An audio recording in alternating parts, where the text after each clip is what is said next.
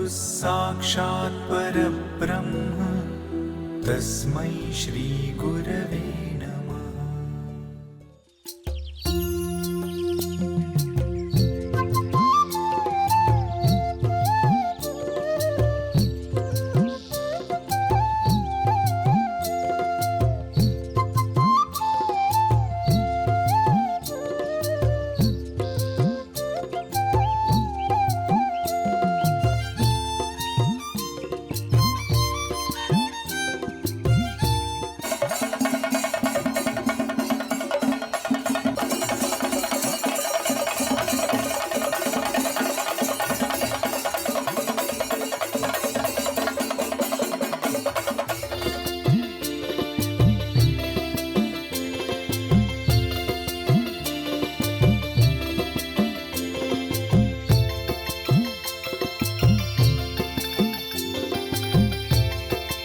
ಕರ್ನಾಟಕ ರಾಜ್ಯದ ಪ್ರಾಥಮಿಕ ಶಾಲಾ ಶಿಕ್ಷಕರ ಈ ಐತಿಹಾಸಿಕ ಮಹಾ ಸಮ್ಮೇಳನ ಅರಮನೆ ಮೈದಾನದಲ್ಲಿ ಏನು ಇವತ್ತು ಆಯೋಜನೆಗೊಂಡಿದೆ.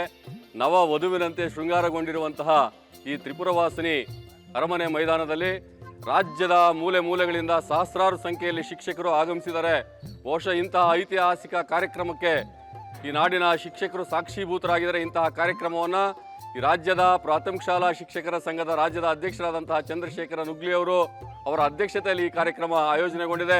ಈ ನಾಡಿನ ಮುಖ್ಯಮಂತ್ರಿಗಳಾದಂತಹ ಸನ್ಮಾನ್ಯ ಶ್ರೀ ಸಿದ್ದರಾಮಯ್ಯ ಸಾಹೇಬರೇನು ಉದ್ಘಾಟನೆ ಮಾಡ್ತಾ ಇದ್ದಾರೆ. ಇವತ್ತು ಶಿಕ್ಷಕರ ಬಹುಮುಖ್ಯ ಬೇಡಿಕೆಗಳನ್ನು ನಮ್ಮ ಅಧ್ಯಕ್ಷರು ವೇದಿಕೆ ಮುಂದೆ ಮಂಡನೆ ಮಾಡಲಿದ್ದಾರೆ. ಬಹುಶಃ ಇಂತಹ ಒಂದು ಐತಿಹಾಸಿಕ ಕಾರ್ಯಕ್ರಮಕ್ಕೆ ಸಾವಿರಾರು ಸಂಖ್ಯೆಯಲ್ಲಿ ಇವತ್ತೇನು ಶಿಕ್ಷಕರು ಆಗಮಿಸಿದ್ದಾರೆ. ಕಾರ್ಯಕ್ರಮದಲ್ಲಿ ನಮ್ಮ ಬೇಡಿಕೆಗಳನ್ನು ಈಡೇರಿಸತಕ್ಕಂತಹ ನಿಟ್ಟಿನಲ್ಲಿ ಸರ್ಕಾರ ಗುರುತರವಾದಂತಹ ಜವಾಬ್ದಾರಿಯನ್ನು ನಿರ್ವಹಿಸುತ್ತೆ ಅಂತೇಳಿ ನಾನಾದರೂ ಭಾವಿಸ್ತಾ ನನ್ನ ಈ ಒಂದು ಶೈಕ್ಷಣಿಕ ಸಮಾವೇಶಕ್ಕೆ ಶುಭ ಕೋರ್ತೇನೆ. ಕರ್ನಾಟಕ ರಾಜ್ಯ ಪ್ರಾಥಮಿಕ ಶಾಲಾ ಶಿಕ್ಷಕ ಸಂಘದ ವತಿಯಿಂದ ಜರುಗತಕ್ಕಂಥ 10ನೇ ಶೈಕ್ಷಣಿಕ ಸಮ್ಮೇಳನ ಇದಾಗಿದೆ. 1984ರಿಂದ ಇಲ್ಲಿಯವರೆಗೆ ಒಟ್ಟು 10 ಶೈಕ್ಷಣಿಕ ಸಮ್ಮೇಳನಗಳು ಜರುಗಿದ್ದು ಸಂಘದ ಸಂಘಟನೆ ಬಲಾಢ್ಯಗೊಳ್ಳಲು ಅಮೂಲ್ಯವಾದಂಥ ಒಂದು ಕೊಡುಗೆಯನ್ನು ನೀಡಿವೆ. ಮುಖ್ಯವಾಗಿ ಶಿಕ್ಷಕ ಸಂಘಟನೆಯ ಇತಿಹಾಸದಲ್ಲಿ ರಾಜ್ಯದಲ್ಲಿ ಹಲವಾರು ಶೈಕ್ಷಣಿಕ ಸಮ್ಮೇಳನಗಳನ್ನು ಸಂಘಟಿಸಿ ಯಶಸ್ವಿಗೊಳಿಸಿದಂಥ ಕೀರ್ತಿ ರಾಜ್ಯ ಶಿಕ್ಷಕ ಸಂಘಕ್ಕೆ ಇದೆ. ಅದರ ಜೊತೆಗೆ ರಾಷ್ಟ್ರ ಮಟ್ಟದ 2 ಶೈಕ್ಷಣಿಕ ಸಮ್ಮೇಳನಗಳನ್ನು ಇದೇ ಬೆಂಗಳೂರಲ್ಲಿ ಜರುಗಿಸಿದಂಥ ಒಂದು ಹೆಗ್ಗಳಿಕೆ ಸಂಘದ್ದಾಗಿದೆ. ಈ ಶೈಕ್ಷಣಿಕ ಸಮ್ಮೇಳನದ ಮುಖಾಂತರ ನಮ್ಮ ಶೈಕ್ಷಣಿಕ ಸಮಸ್ಯೆಗಳ ಜೊತೆಗೆ ಶಿಕ್ಷಕರ ಜ್ವಲಂತ ಸಮಸ್ಯೆಗಳೇನದಾವು ಆ ಸಮಸ್ಯೆಗಳನ್ನು ಈಡೇರಿಸಿಕೊಳ್ತಕ್ಕಂಥ ಒಂದು ಪ್ರಾಮಾಣಿಕವಾದಂಥ ಪ್ರಯತ್ನವನ್ನು ಮಾಡೋಣ.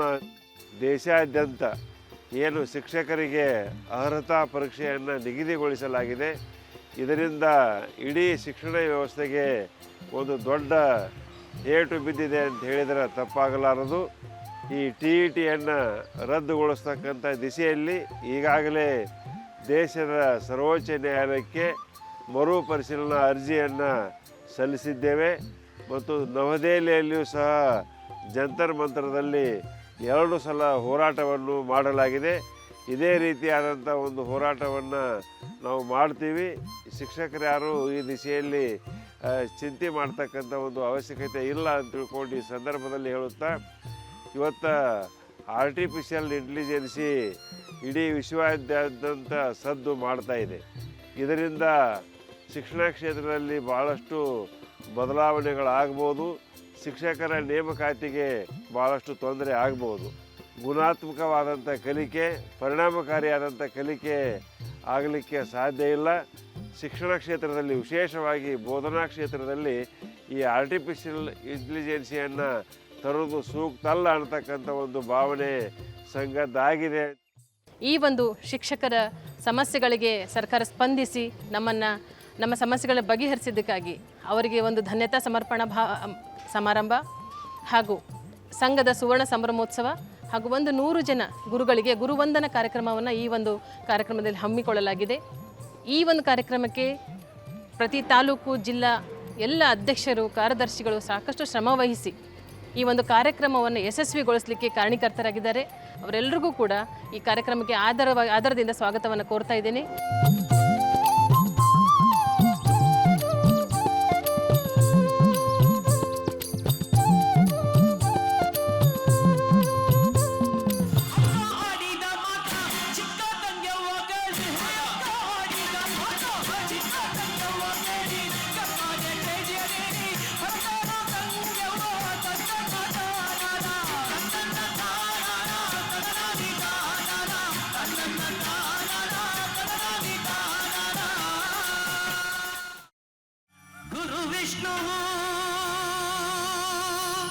गुरुः साक्षात् परब्रह्म तस्मै श्रीगुरवे नमः.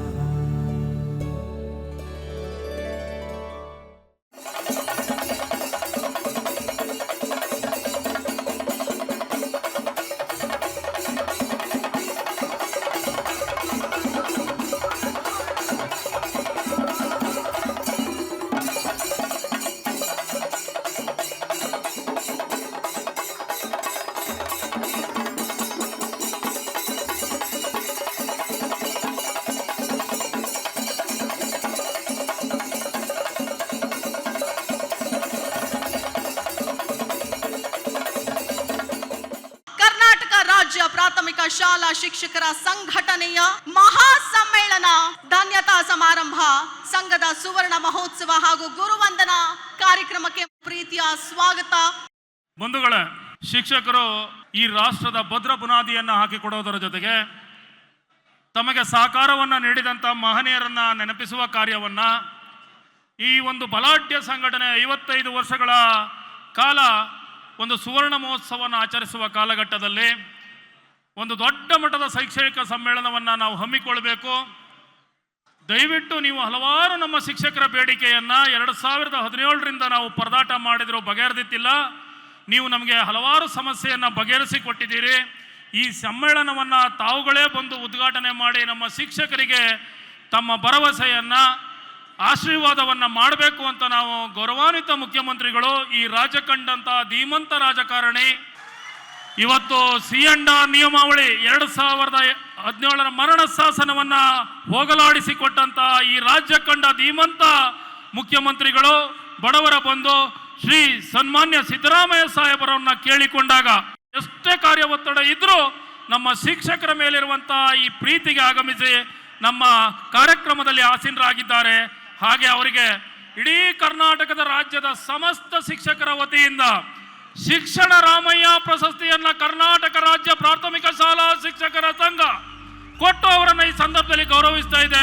ಕನ್ನಡ ಶಾಲೆಗಳ ಅಭಿವೃದ್ಧಿಯ ಹರಿಕಾರದ ಮಾನ್ಯ ಶ್ರೀ ಸಿದ್ದರಾಮಯ್ಯನವರಿಗೆ ಶಿಕ್ಷಣ ರಾಮಯ್ಯ ಅನ್ನೋ ಬಿರುದನ್ನ ಸಂಘಟನೆಯಿಂದ ಸಮಸ್ತ ಶಿಕ್ಷಕರ ಪರವಾಗಿ ಗೌರವ ಪೂರ್ವಕವಾಗಿ ಅರ್ಪಿಸ್ತಾ ಇದ್ದೀವಿ. ಈ ಒಂದು ಕಾರ್ಯಕ್ರಮಕ್ಕೆ ಆಗಮಿಸಿದಂತ ಗೌರವಾನ್ವಿತ ಉಪಮುಖ್ಯಮಂತ್ರಿಗಳು, ಈ ರಾಜ್ಯ ಕಂಡಂತ ಅದ್ಭುತ ಸಂಘಟನಾಕಾರರು, ನಮ್ಮ ನಿಮ್ಮೆಲ್ಲರ ನೆಚ್ಚಿನ ನಾಯಕರಾದಂತ ಸನ್ಮಾನ್ಯ DK ಶಿವಕುಮಾರ್ ಸಾಹೇಬರವರಿಗೆ ನಮ್ಮ ಸಂಘಟನೆ ವತಿಯಿಂದ ಸಂಘ ಮಿತ್ರ ಎಂಬ ಪ್ರಶಸ್ತಿಯನ್ನು ಕೊಟ್ಟು ಗೌರವಿಸಲಾಗ್ತಾ ಇದೆ. ಕರ್ನಾಟಕ ಕಂಡಂತ ವರ್ಣರಂಜಿತ ರಾಜಕಾರಣಿ, ಬಂಗಾರಪ್ಪನವರ ಸುಪುತ್ರ, ನಮ್ಮ ಶಿಕ್ಷಣ ಸಚಿವರಾಗಿದ್ದೇ ನಮ್ಮ ಪುಣ್ಯ. ನಮ್ಮ C&R ನಿಯಮಾವಳಿಗೆ ವಿಶೇಷ ಕಾನೂನನ್ನು ತರುವುದರ ಮೂಲಕ ಈ ರಾಜ್ಯದ ಶಿಕ್ಷಕರಿಗೆ ಮೋಸ್ಟ್ಲಿ ಒಂದು ದೊಡ್ಡ ಗಿಫ್ಟ್ ಅನ್ನು ನೀಡಿದ್ದಾರೆ. ಪ್ರಾಥಮಿಕ ಶಾಲಾ ಶಿಕ್ಷಕರ ಸಂಘ ಗುರುಕುಲ ಬಂಗಾರ ಎಂಬ ಬಿರುದನ್ನು ನೀಡುವುದರ ಮೂಲಕ ಒಂದು ಸನ್ಮಾನವನ್ನ ಮಾಡ್ತಾ ಇದ್ದಾರೆ. ಪುಟ್ಟಣ್ಣ ಅವರಿಗೆ ಶಿಕ್ಷಕ ಸೈನಿಕ ಅನ್ನೋ ಬಿರುದನ್ನ ಸಂಘಟನೆಯಿಂದ ಕೊಡಮಾಡಲಾಗ್ತಾ ಇದೆ. ಶ್ರೀ ರಾಮೋಜಿಗೌಡರವರ ಕೊಡುಗೆಯನ್ನ ನಾವು ಈ ಸಂದರ್ಭದಲ್ಲಿ ಅತ್ಯಂತ ಗೌರವಯುತವಾಗಿ ನೆನೆಯಲೇಬೇಕಾಗಿದೆ.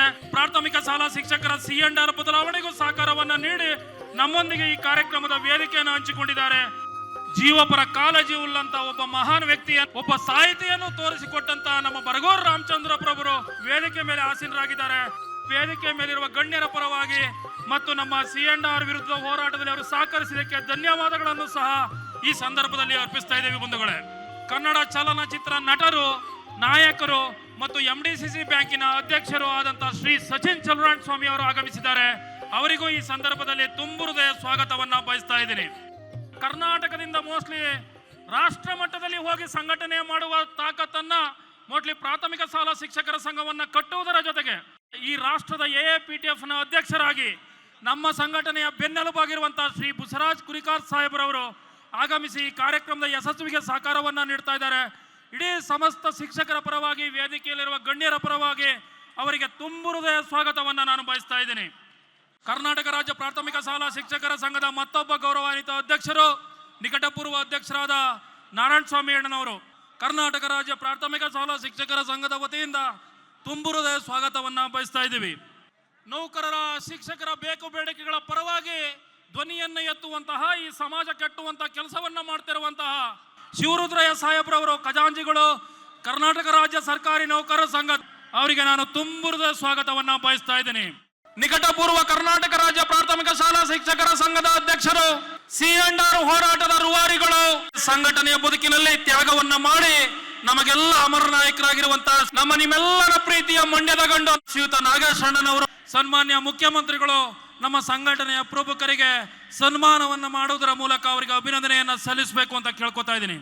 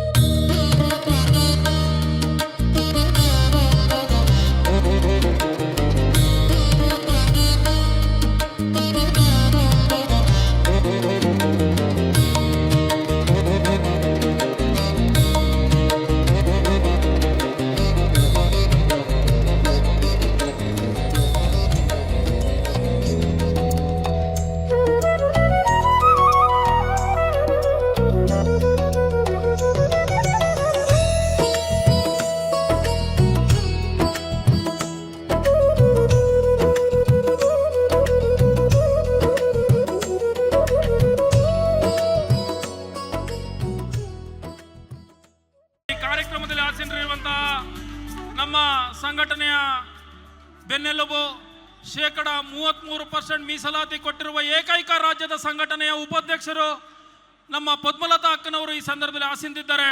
ಅವರಿಗೂ ಸಹ ನಾನು ಈ ಸಂದರ್ಭದಲ್ಲಿ ತುಂಬುವುದ ಸ್ವಾಗತವನ್ನು ಬಯಸ್ತಾ ಇದ್ದೀನಿ. ಹಾಗೆ ನಮ್ಮ ಇನ್ನೊಬ್ಬರು ಉಪಾಧ್ಯಕ್ಷರಾದಂಥ ಶ್ರೀ ಮಾರ್ತೇಶ್ರವರು ಈ ವೇದಿಕೆ ಮೇಲೆ ಆಸೀನರಾಗಿದ್ದಾರೆ. ಅವರಿಗೂ ಸಹ ಈ ಸಂದರ್ಭದಲ್ಲಿ ಸ್ವಾಗತವನ್ನು ಬಯಸ್ತಾ ಇದ್ದೀನಿ. ಸನ್ಮಾನ್ಯ ಶ್ರೀಮತಿ ಪ್ರಮೀಳಾ ಟಿ ಕಾಮನಹಳ್ಳಿ ಸಂಘಟನಾ ಕಾರ್ಯದರ್ಶಿಗಳು, ಅವರು ಈ ವೇದಿಕೆಯಲ್ಲಿ ಆಸೀನರಾಗಿದ್ದಾರೆ. ಅವರಿಗೂ ನಾನು ತುಂಬುವುದ ಸ್ವಾಗತವನ್ನು ಬಯಸ್ತಾ ಇದ್ದೀನಿ. ಜಿಲ್ಲಾ ಅಧ್ಯಕ್ಷರು ಮತ್ತು ಕಾರ್ಯದರ್ಶಿಗಳು ವೇದಿಕೆ ಮೇಲೆ ಆಸೀನರಾಗಿದ್ದಾರೆ. ಅವರಿಗೂ ನಾನು ಈ ಸಂದರ್ಭದಲ್ಲಿ ತುಂಬು ಹೃದಯ ಸ್ವಾಗತವನ್ನ ಬಯಸ್ತಾ ಇದ್ದೀನಿ. ಹಾಗೆ ವೇದಿಕೆಯ ಮುಂಭಾಗದಲ್ಲಿ ನಿಜವಾದ ರಿಯಾಲಿಟಿ ಗ್ರೌಂಡ್ ವರ್ಕ್ ಮಾಡುವಂತವರು ತಾಲೂಕು ಅಧ್ಯಕ್ಷರು, ಕಾರ್ಯದರ್ಶಿಗಳು, ಪದಾಧಿಕಾರಿಗಳು, ಜಿಲ್ಲಾ ಪದಾಧಿಕಾರಿಗಳು, 50 ಇಷ್ಟು ಆಯ್ಕೆಯಾದಂತಹ ನಿರ್ದೇಶಕ ಬಂಧುಗಳು, ತಮಗೆ ನಾನು ಮತ್ತೊಮ್ಮೆ ಸ್ವಾಗತವನ್ನ ಮತ್ತು ಧನ್ಯವಾದಗಳನ್ನ ಈ ಸಂದರ್ಭದಲ್ಲಿ ಅರ್ಪಿಸ್ತಾ ಇದ್ದೀನಿ.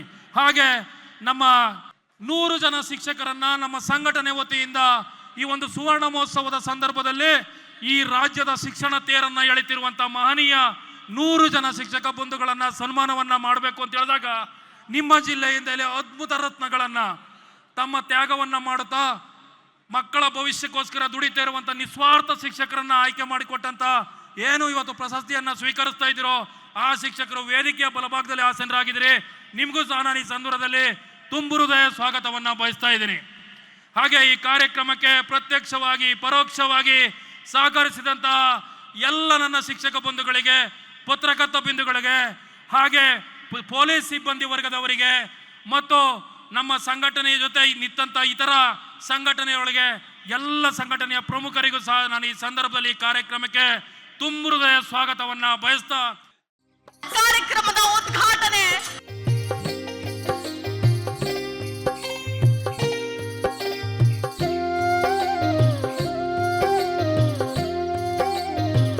ಇದೀಗ ಲೋಗೋ ಉದ್ಘಾಟನೆ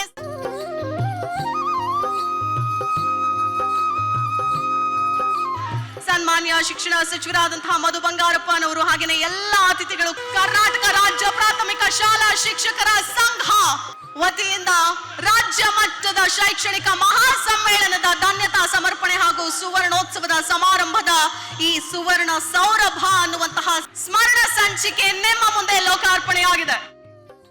ಇವತ್ತು ನಮ್ಮ ಕಾರ್ಯಕ್ರಮದ ಅಧ್ಯಕ್ಷತೆಯನ್ನು ವಹಿಸಿರುವಂತಹ ನಿಮ್ಮೆಲ್ಲರ ನೆಚ್ಚಿನ ನಾಯಕರು, ಏಜ್ ಅಲ್ಲಿ ನಮ್ಗಿಂತ ಕಡಿಮೆ ಇರಬಹುದು, ಸಂಘಟನೆಯಲ್ಲೇ ಈ ರಾಜ್ಯ ಕಂಡಂತ ಅದ್ಭುತ ನಾಯಕ ಚಂದ್ರಶೇಖರ್ ನುಗ್ಲಿ ಅವರು. ಕರ್ನಾಟಕ ರಾಜ್ಯ ಪ್ರಾಥಮಿಕ ಶಾಲಾ ಶಿಕ್ಷಕರ ಸಂಘಕ್ಕೆ, ಕರ್ನಾಟಕ ರಾಜ್ಯ ಪ್ರಾಥಮಿಕ ಶಾಲಾ ಶಿಕ್ಷಕರ ಸಂಘ ಬೆಂಗಳೂರು ರಾಜ್ಯ ಮಟ್ಟದ ಐತಿಹಾಸಿಕ ಶೈಕ್ಷಣಿಕ ಸಮ್ಮೇಳನ ಸುದೀರ್ಘ 55 ವಸಂತಗಳನ್ನು ಪೂರೈಸಿರುವ ಈ ರಾಜ್ಯದ ಶಿಕ್ಷಕರ ಸಂಘಟನೆಯ ಸುವರ್ಣ ಮಹೋತ್ಸವ. ನಮಗೆ ಒಂದಿಷ್ಟು ಸಹಾಯವನ್ನ ಮಾಡಿರ್ತಕ್ಕಂಥವರನ್ನ ಅತ್ಯಂತ ಪ್ರಾಮಾಣಿಕವಾಗಿ ಸ್ಮರಣಿಸುವ ಧನ್ಯತಾ ಸಮಾರಂಭ. ಗುರು ಪರಂಪರೆಗೆ ನಾಂದಿಯನ್ನ ಹಾಡಿರುವ ಗುರುಗಳನ್ನ ಸ್ಮರಿಸುವ ಗುರುವಂದನಾ ಕಾರ್ಯಕ್ರಮ. ತಾವು ಮುಖ್ಯಮಂತ್ರಿ ಆಗ್ಲಿಕ್ಕೆ ನನಗೆ ಗೊತ್ತಿದೆ, ಬಹಳಷ್ಟು ತಮ್ಮ ಭಾಷಣಗಳನ್ನು ನಮ್ಮ ರಾಜ್ಯದ ಶಿಕ್ಷಕರು ಕೇಳಿದ್ದಾರೆ. ನಾನು ಮುಖ್ಯಮಂತ್ರಿ ಆಗ್ಲಿಕ್ಕೆ ನನ್ನ ರಾಜಪ್ಪ ಮೇಷ್ಟ್ರು ಕಾರಣ ಅಂತೇಳಿ ನಿಮ್ಮ ರಾಜಪ್ಪನವರ ಇತಿಹಾಸವನ್ನ ಇಡೀ ರಾಜ್ಯದ ಶಿಕ್ಷಕರು ನೆನಪಿಟ್ಟುಕೊಂಡಿದ್ದಾರೆ. ಬಹುಶಃ ಪ್ರತಿಯೊಬ್ಬ ಲಕ್ಷಾಂತರ ಜನ ರಾಜಪ್ಪರು ಇವತ್ತು ನಿಮ್ಮಿಂದ ಅದ್ಭುತವಾದ ಮಾತುಗಳನ್ನು ಕೇಳಲಿಕ್ಕೆ ನಾವು ಇವತ್ತು ಇಲ್ಲಿ ಕುಂತಿದ್ದೀವಿ. ಸರ್, ಎಷ್ಟೊಂದು ತಾವು ಸರ್ಕಾರಿ ಶಾಲೆಗಳ ಬಗ್ಗೆ ಎಷ್ಟು ಕಳಕಳಿ ಇಟ್ಕೊಂಡಿದ್ದೀರಿ ಅಂತಂದ್ರ, ಎಷ್ಟು ಅದ್ಭುತವಾದ ಕೆಲಸಗಳನ್ನು ನೀವು ಡಿ.ಕೆ. ಶಿವಕುಮಾರ್ ಅವರು, ಮಧು ಬಂಗಾರಪ್ಪನವರು ನಮಗೆ ಮಾಡಿಕೊಟ್ಟಿದ್ದೀರಿ. ಬಹುಶಃ ನಾನು ಒಂದು ಇನ್ಸಿಡೆಂಟ್ ಅನ್ನ ಈ ವೇದಿಕೆ ಮೂಲಕ ನೆನಪಿಸಿಕೊಳ್ಳಲೇಬೇಕು. ಬಹುಶಃ ಆ ಸಂದರ್ಭದಲ್ಲಿ ನಾನು ಹೇಳಿದೆ, ಸರ್ ತಾವು ಮನೆಗೆ 200 ಯೂನಿಟ್ ಫ್ರೀ ಕರೆಂಟ್ ಕೊಡ್ತಾ ಇದ್ದೀರಿ. ಬಹುಶಃ ಸರ್ಕಾರಿ ಶಾಲೆಗಳಲ್ಲಿ ಅವತ್ತು ತಾವು ಹೇಳ್ತಾ ಇದ್ರಿ, ಏನಂತ ಹೇಳ್ತೀರಿ ಅಂತಂದ್ರ, ಸರ್ಕಾರಿ ಶಾಲೆಗಳಲ್ಲಿ ಉಚಿತ ವಿದ್ಯುತ್ ಮತ್ತು ಕುಡಿಯುವ ನೀರನ್ನು ಕೊಡಬೇಕು ಅಂತಕ್ಕಂಥ ಮಾತನ್ನ ಹೇಳಿದ್ದಾರೆ, ಆ ಒತ್ತಾಯವನ್ನು ಮಾಡಿದ್ದಾರೆ. ನಾನಿವತ್ತು ಘೋಷಣೆ ಮಾಡ್ತಾ ಇದ್ದೀನಿ, ಎಲ್ಲ ಸರ್ಕಾರಿ ಶಾಲೆಗಳಲ್ಲಿ ಇಂದಿನಿಂದ ಫ್ರೀಯಾಗಿ ಉಚಿತವಾಗಿ ವಿದ್ಯುತ್ ಮತ್ತು ಕುಡಿಯುವ ನೀರನ್ನು ಕೊಡುತ್ತೇವೆ. ಇದು ಸಿದ್ದರಾಮಯ್ಯನವರ ಮಾತುಗಳು ನವೆಂಬರ್ 1, 2023ರಲ್ಲಿ ಈ ರಾಜ್ಯದ ಸರ್ಕಾರಿ ಶಾಲೆಗಳ ನೋವನ್ನು ಅರಿತುಕೊಂಡು ವೇದಿಕೆ ಮೇಲೆನೆ ಫ್ರೀ ಉಚಿತ ವಿದ್ಯುತ್ ಮತ್ತು ಕುಡಿಯುವ ನೀರನ್ನು ಕೊಟ್ಟಿರ್ತಕ್ಕಂಥವ್ರು ಸನ್ಮಾನ್ಯ ಸಿದ್ದರಾಮಯ್ಯನವರು. ನಾವು 2013ರಿಂದ 18ರಲ್ಲಿ ತಾವೇ ಮುಖ್ಯಮಂತ್ರಿಗಳಾಗಿದ್ರಿ, ತಮ್ಮದೇ ಸರ್ಕಾರ ಇತ್ತು. ಅವತ್ತು ತನ್ವೀರ್ ಸೇಠ್ ಸಾಹೇಬರು ಶಿಕ್ಷಣ ಮಂತ್ರಿ ಆಗಿದ್ರು, ಅಜಯ್ ಸೇಠ್ ಅವರು ಇಲಾಖೆ ಪ್ರಧಾನ ಕಾರ್ಯದರ್ಶಿಗಳಾಗಿದ್ರು. 1ರಿಂದ 7ಕ್ಕೆ ನೇಮಕಾತಿ ಆಗಿರ್ತಕ್ಕಂಥ ಪ್ರಾಥಮಿಕ ಶಾಲಾ ಶಿಕ್ಷಕರನ್ನ 1ರಿಂದ 5ಕ್ಕೆ ಡಿಮೋಷನ್ ಮಾಡಿರ್ತಕ್ಕಂಥ ಬಹಳ ದೊಡ್ಡ ನೋವು ಈ ರಾಜ್ಯದ ಶಿಕ್ಷಕರಲ್ಲಿ ಇತ್ತು. ಕಳೆದ 8 ವರ್ಷದಿಂದ ಹೋರಾಟ ಮಾಡ್ತಾ ಬರ್ತಾ ಇದ್ವಿ. ಯಾವಾಗ 2000 ತಮ್ಮ ಸರ್ಕಾರ ಮತ್ತೆ ಅಸ್ತಿತ್ವಕ್ಕೆ ಬಂದ ಮೇಲೆ, ಮಧು ಬಂಗಾರಪ್ಪನವರ ನಮ್ಮ ಶಿಕ್ಷಣ ಸಚಿವರಾದ ಮೇಲೆ ದಿನ ಹೋಗಿ ಕಾಡ್ತಿದ್ವಿ ನಾವು. ಅಲ್ಲ, 8 ವರ್ಷದ ಸಮಸ್ಯೆ ನನಗೆ ಯಾಕೆ ತಂದು ಹೇಳ್ತಿರೋ ನೀವು ಅಂತಿದ್ರು. ಇಲ್ಲ ಸರ್, ಈ ಸರ್ಕಾರಕ್ಕೆ ತಾಯಿ ಹೃದಯ ಇದೆ, ಸಮಸ್ಯೆಗಳನ್ನು ಅರ್ಥ ಮಾಡಿಕೊಂಡು ಬಗೆಹರಿಸ್ತಾರ ಅಂತಕ್ಕಂಥ ವಿಶ್ವಾಸ ಇದೆ, ನೀವು ಇದನ್ನು ಬಗೆಹರಿಸಲೇಬೇಕು ಅಂತಂದಾಗ ಬಹುಶಃ ಅವತ್ತು ಲೈಬ್ರರಿ ಡೇ ಆಗಿತ್ತು. ನಮ್ಮ ಸಂಘಟನೆ, ನಾನು, ನಮ್ಮ ನಾಗೇಶ್ ಅಣ್ಣನವರು, ನಮ್ಮೆಲ್ಲ ರಾಜ್ಯದ ಪದಾಧಿಕಾರಿಗಳ ನೇತೃತ್ವದಲ್ಲಿ ಒಂದು ಐತಿಹಾಸಿಕ ಫ್ರೀಡಂ ಪಾರ್ಕ್ ಹೋರಾಟ ಮಾಡಿದ್ವಿ. ಅಲ್ಲೂ ಕೂಡ ಸಹಸ್ರಾರು ಜನ ಸೇರಿದ್ರು. ಅವತ್ತು ಬರಗೂರು ರಾಮಚಂದ್ರಪ್ಪ ಸಾಹೇಬರು, ಪುಟ್ಟಣ್ಣವರು, ರಾಮೋಜಿ ಗೌಡ್ರು. ಮತ್ತು 1 ವರ್ಷ ಹೋಯ್ತು. 1 ವರ್ಷ ಹೋದ್ಮೇಲೆ ಮತ್ತೆ ಮಧು ಬಂಗಾರಪ್ಪ ಸಾಹೇಬರಿಗೆ ಟೀಚರ್ಸ್ ಡೇ ಬರ್ತಾ ಇತ್ತು. ಸೆಪ್ಟೆಂಬರ್ 5, 2025 ಬಹುಶಃ ನಾವು ಹೋರಾಟಕ್ಕೆ ಕರೆ ಕೊಟ್ಟಿದ್ವಿ. ಮಧು ಬಂಗಾರಪ್ಪ ಸಾಹೇಬರು ನಮ್ಮನ್ನು ಕರೀತಾರ, ಬೇಡ ಮಾತಾಡೋಣ ಬರ್ರಿ ಅಂದಾಗ 4ನೇ ತಾರೀಕಿಗೆ ಸಚಿವ ಸಂಪುಟ ಸಭೆ ನಡೀತದೆ ಸರ್. ಸೆಪ್ಟೆಂಬರ್ 4, 2025 ಬಹುಶಃ ಈ ರಾಜ್ಯದ ಶಿಕ್ಷಕರ ಒಂದು ಶೈಕ್ಷಣಿಕ ಇತಿಹಾಸದಲ್ಲಿ ಸುವರ್ಣಾಕ್ಷರಗಳಲ್ಲಿ ಬರೆದಿರ್ತಕ್ಕಂಥ ಸಚಿವ ಸಂಪುಟದ ಸಭೆ ಅದು. ತಮ್ಮ ಮತ್ತು ಡಿ.ಕೆ. ಶಿವಕುಮಾರ್ ಸಾಹೇಬರ ಎಲ್ಲ ಸಚಿವ ಸಂಪುಟದ ಸದಸ್ಯರು ಸೇರ್ಕೊಂಡು ಈ ರಾಜ್ಯದ ಶಿಕ್ಷಕರಿಗೆ ಯಾರಿಗೆ ಪದವಿಯನ್ನು ಪೂರಿಸಿ ಅವ್ರ ಹಿಂಬಡ್ತಿಯನ್ನು ಹೊಂದಿದಾರ ಅವರನ್ನ ರೀಸ್ಟೋರ್ ಮಾಡ್ತೇವೆ ಅಂತಕ್ಕಂಥ ಐತಿಹಾಸಿಕ ತೀರ್ಮಾನವನ್ನ ಮಾಡಿದ್ರೆ. ಐತಿಹಾಸಿಕ ತೀರ್ಮಾನ. ಇಡೀ ದೇಶದಲ್ಲಿ ಒಂದು ಸಲ ಹಿಂಬಡ್ತಿ ಕೊಟ್ಟಿದ್ದನ್ನ ವಾಪಸ್ ಪಡೆದಿರ್ತಕ್ಕಂಥ ಇತಿಹಾಸ ಎಲ್ಲಿ ಇಲ್ಲ. There is no other chance in any department that we have become the restoring. ಎಲ್ಲೂ ಇಲ್ಲ. ಅವರು ಅದನ್ನ ಬರೀ ರೀಸ್ಟೋರ್ ಮಾಡಲಿಲ್ಲ. ಮರುದಿವಸ ತಾವು ಟೀಚರ್ಸ್ ಡೇ ಬರ್ತೀರಿ. ತಾವು ಟೀಚರ್ಸ್ ಡೇ ಬಂದಾಗ ತಮ್ಮ ಮಾತುಗಳು ಹೆಂಗಿದ್ದು ಅಂತಂದ್ರ ಅದನ್ನ ತಾವೇ ಕೂಡ ಕೇಳಬಹುದು. ಇವತ್ತು 1ರಿಂದ 7ನೇ ತರಗತಿಯವರೆಗೆ ಅಲ್ಲಿಂದ ನೇಮಕ ಆಗಿದ್ರಲ್ಲ, ಅದರಿಂದ 1ರಿಂದ 5ಕ್ಕೆ ಹಿಂಬಡ್ತಿ ಆಗ್ಬಿಟ್ಟಿತ್ತು. ಅದನ್ನು ಮತ್ತೆ ರೆಸ್ಟೋರ್ ಮಾಡ್ತಕ್ಕಂಥ 2017ನೇ ಇಸ್ವಿನಲ್ಲಿ ಮತ್ತೆ ರೆಸ್ಟೋರ್ ಮಾಡ್ತಕ್ಕಂಥ ಕೆಲಸವನ್ನು ಮಾಡಿದ್ದೀವಿ. ಬಹುಶಃ ಅದರಿಂದ ಎಲ್ಲ ಟೀಚರ್ಗಳಿಗೂ ಕೂಡ ಉಪಯೋಗ ಆಗ್ತದೆ. ಅವತ್ತು ಬರೇ ನಮ್ಮ ಮುಖ್ಯಮಂತ್ರಿ ಸಾಹೇಬರು ಅಷ್ಟೇ ಹೇಳಿಲ್ಲ, ನಮ್ಮ ಮಧು ಬಂಗಾರಪ್ಪ ಸಾಹೇಬರು ಕೂಡ ಅವತ್ತಿನ ಸಭೆಯಲ್ಲಿ ಬಹುಶಃ ಆ ವಿಷಯವನ್ನು ಪ್ರಸ್ತಾಪ ಮಾಡಿ ಅದನ್ನು ರೀಸ್ಟೋರ್ ಮಾಡ್ತಕ್ಕಂಥ ಕೆಲಸವನ್ನು ಮಾಡಿದ್ದಾರೆ. ಇಂಥ ಐತಿಹಾಸಿಕ ಕೆಲಸ ಮಾಡಿದ್ದಕ್ಕೆ ನಾವು ನಿಮ್ಗೊಂದು ಅಭಿನಂದನೆ ಸಲ್ಲಿಸಬೇಕಾಗಿತ್ತು ಸರ್. ಆ ಕಾರಣಕ್ಕಾಗಿ ಇಷ್ಟೊಂದು ಲಕ್ಷಾಂತರ ಜನ ಸೇರಿ ಇವತ್ತು ನಿಮ್ಮ ಮುಂದೆ ಕೂತಿದ್ದೀವಿ ಸರ್. ಆದರೆ ನಿಮ್ಮ ಹತ್ರ ಒಂದು ವಿನಂತಿ ಇದೆ ಸರ್, ಕೈ ಮುಗಿದು ಕೇಳ್ಕೊಳ್ತೀನಿ ಸರ್. 43,000 ಜನ ಇವತ್ತು ನಾವು ಡಿಗ್ರಿ ಮುಗಿಸಿದೀವಿ ಸರ್. 20-25 ವರ್ಷಗಳ ಕಾಲ ಕೆಲಸ ಮಾಡ್ತೀವಿ ಸರ್. ನಾವೇ 30 ವರ್ಷದಿಂದ ಪಾಠ ಮಾಡ್ತಾ ಇದ್ದೀವಿ. ನಮಗೆ ಬಡ್ತಿ ಕೊಟ್ರ ಅನ್ಯಾಯ ಆಕೈತೆ ಅಂತೇಳಿ ನೀವು ರೀಸ್ಟೋರ್ ಮಾಡಿದ್ದೀರಿ. ಇವರೆಲ್ಲರಿಗೂ ಒಂದು ಇನ್ಕ್ರಿಮೆಂಟ್ ಕೊಟ್ರ ನೀವು ವರ್ಷಕ್ಕೆ 27 ಕೋಟಿ ಕೊಡಿ, ಬರೇ 25 ಕೋಟಿ ಸರ್. ನಾವು 43,000 ಜನ, ವರ್ಷಕ್ಕೆ 25 ಕೋಟಿ ಬರ್ತೈತೆ ಸರ್. ಮುಂದೆ 1 ವರ್ಷ ಹೋದಾನ 40,000 ಜನ ಹಾಕಿವಿ ಸರ್. 2 ವರ್ಷ ಹೋಗೋಣ 38,000 ಜನ ಹಾಕಿವಿ ಸರ್. 3 ವರ್ಷ ಹೋಗೋಣ 35, 5 ವರ್ಷದಿಂದ 8 ವರ್ಷದೊಳಗೆ ನಾವೆಲ್ಲ ರಿಟೈರ್ಡ್ ಆಗಿ ಹೋಗ್ತೀವಿ ಸರ್. 25 ಕೋಟಿ ಇದ್ದಿದ್ದು ಕಡಿಮೆ ಆಗ್ತಾ ಆಗ್ತಾ ಬರ್ತೈತೆ ಸರ್. ಈ ರಾಜ್ಯದ ಶಿಕ್ಷಕರು ನಿಮ್ಮನ್ನು ಪ್ರಾಮಾಣಿಕವಾಗಿ ನೆನೆಸ್ಕೊಳ್ತೀವಿ ಸರ್. ಅದಕ್ಕೆ ಆ ಕಡತವನ್ನು ತಮಗೆ ಕಳಿಸ್ಕೊಟ್ಟಿದ್ದೀವಿ ಸರ್. ಆರ್ಥಿಕ ಇಲಾಖೆಯಲ್ಲಿದೆ. ಬಹುಶಃ ತಾವು ಅದನ್ನು ಯಾರು ಡಿಗ್ರಿ ಮುಗಿಸಿದಾರ ಅವ್ರಿಗೆ ಒಂದು ಇನ್ಕ್ರಿಮೆಂಟ್ ಕೊಡ್ತಕ್ಕಂಥ ಐತಿಹಾಸಿಕ ಆದೇಶವನ್ನು, ಇವತ್ತು ಐತಿಹಾಸಿಕ ಘೋಷಣೆಯನ್ನು ಮಾಡಬೇಕು ಅಂತೇಳಿ ಸಂದರ್ಭದಲ್ಲಿ ವಿನಂತಿಯನ್ನು ಮಾಡಿಕೊಳ್ತೇನೆ ಸರ್. ನಾನು ಹಾವೇರಿ ಒಳಗೆ ಒಂದು ಕಾರ್ಯಕ್ರಮಕ್ಕೆ ಹೋಗಿದ್ದೆ. ಅಲ್ಲಿ ಒಂದು SC ಮಗು ಶಾಲೆಗೆ ಬರ್ತಿತ್ತು. ಆ ಮಗು ಶಾಲೆಗೆ ನಮ್ಮ ಫ್ರೆಂಡ್ ಒಬ್ಬ ಮಲ್ಲಪ್ಪ ಕರಿಯನ್ನವರಂತ ಹುಡುಗಿದ್ದ. ಆ ಮಗು ಒಂದೇ ನೋಟ್ ಪುಸ್ತಕದಲ್ಲಿ 6 ಸಬ್ಜೆಕ್ಟ್ ಬರಿತಿತ್ರಿ. ಅದು ಆ ಮಾಸ್ತರ್ ಏನು ಹೇಳಿದಂದ್ರ, ಈ ನೋಟ್ಬುಕ್ ಒಂದು ಸಾಲಂಗಿಲ್ಲಪ್ಪ, 6 ನೋಟ್ಬುಕ್ ತಗೊಂಡು ಬಾ ಅಂತ ಹೇಳಿ ಮನೆಗೆ ಕಳಿಸ್ತಾನ. ಮನೆಗೆ ಕಳಿಸಿದ್ರೆ ಅವ್ರವ್ವ ಒಂದು SC ಹೆಣ್ಮಗಳು ಹೊಲಕ್ಕೆ ದುಡಿಯಾಕೆ ಹೋಗಿದ್ಲಂತ. ಯವ್ವ ನಮ್ಮ ಮಾಸ್ತರ್ ನನಗೆ ನೋಟ್ಬುಕ್ ಕೊಡಿಸಂದ್ರೆ 6 ದಿನ ಆದರೂ ಕೊಡ್ಸೋಕ್ಕಾಗಲಿಲ್ಲಂತ. ಕಡಿಕ ಮಾಸ್ತರ್ ಮನೆಗೆ ಹೊಕ್ಕೊಂಡು ನೋಡ್ರಿ, ಮಾಸ್ತರ್ ಕಳ್ಕಳಿ, ಯಾಕೋ ಶಾಲಿಗೆ ಬರಾಕತ್ತಿಲ್ಲ ಅಂದ್ರೆ ನೀವು 6 ನೋಟ್ಬುಕ್ ತೊಗೊಂಬ ಅಂದಿರಿ, ನನಗೆ ಬರೆಯಾಕೆ ನೋಟ್ಬುಕ್ ಇಲ್ಲ ಅಂದಾಗ, ಆಯ್ತು ಬಾರಪ್ಪ ನಿಮ್ಮ ಮಗು ಕೊಡ್ಸಕ್ಕೆ ಆಗೋದಿಲ್ಲಲ್ಲ, ನಾನೇ ಕೊಡಿಸ್ತೀನಿ ಅಂತೇಳಿ 6 ನೋಟ್ಬುಕ್ ಕೊಡಿಸ್ತಾನ. ಅವ ನನಗೆ ಹೇಳ್ದ, ಅಣ್ಣ ಸಿದ್ದರಾಮಯ್ಯನವರು, DK ಶಿವಕುಮಾರ್ ಅವರು ಶಾಲೆಗೆ ಬರೋ ಮಕ್ಕಳಿಗೆ ಮೊಟ್ಟೆ ಕೊಡ್ತಾರ, ಹಾಲು ಕೊಡ್ತಾರ, ಬಾಳೆಹಣ್ಣು ಕೊಡ್ತಾರ, ಚಿಕ್ಕಿ ಕೊಡ್ತಾರ, 2 ಜೊತೆ ಬಟ್ಟೆ ಕೊಡ್ತಾರ, ಶೂ ಕೊಡ್ತಾರ, ಸಾಕ್ಸ್ ಕೊಡ್ತಾರ. ಆದ್ರ ಈ ರಾಜ್ಯದ ಸರ್ಕಾರಿ ಶಾಲೆಗೆ ಬರ್ತಕ್ಕಂಥ ಬಡವರ ಮಕ್ಕಳಿಗೆ, ದಲಿತರ ಮಕ್ಕಳಿಗೆ, ಹಿಂದುಳಿದವ್ರ ಮಕ್ಕಳಿಗೆ, ಅಲ್ಪಸಂಖ್ಯಾತ ಮಕ್ಕಳಿಗೆ ಬರೀಲಿಕ್ಕೆ 6 ನೋಟ್ಬುಕ್ ಬೇಕನ್ನ ಸಾಹೇಬ್ರಿಗೆ ಹೇಳಂದಾಗ ನಾನು ಇದನ್ನ ಬರೆದು ಕೊಟ್ಟೆ ಅವ್ರಿಗೆ. ಟೀಚರ್ಸ್ ಡೇದಾಗ ಸಾಹೇಬ್ರ ಕೈ ಮುಗಿತೀನಿ ರೀ, ಮಕ್ಕಳಿಗೆ ನೀವು ನೋಟ್ಬುಕ್ ಕೊಡ್ಬೇಕ್ರಿ ಅಂದಾಗ ನಮ್ಮ ಮಧು ಬಂಗಾರಪ್ಪ ಸಾಹೇಬ್ರು ವೇದಿಕೆ ಮೇಲೆ ಇದ್ರು. ಅವ್ರಿಗೂ ಕೇಳಿದ್ರು, ರಶ್ಮಿ ಮಹೇಶ್ ಅವ್ರಿಗೆ ಕೇಳಿದ್ರು, ಸರ್ ಕೊಡ್ಬೋದ್ರಿ ಅಂದರು.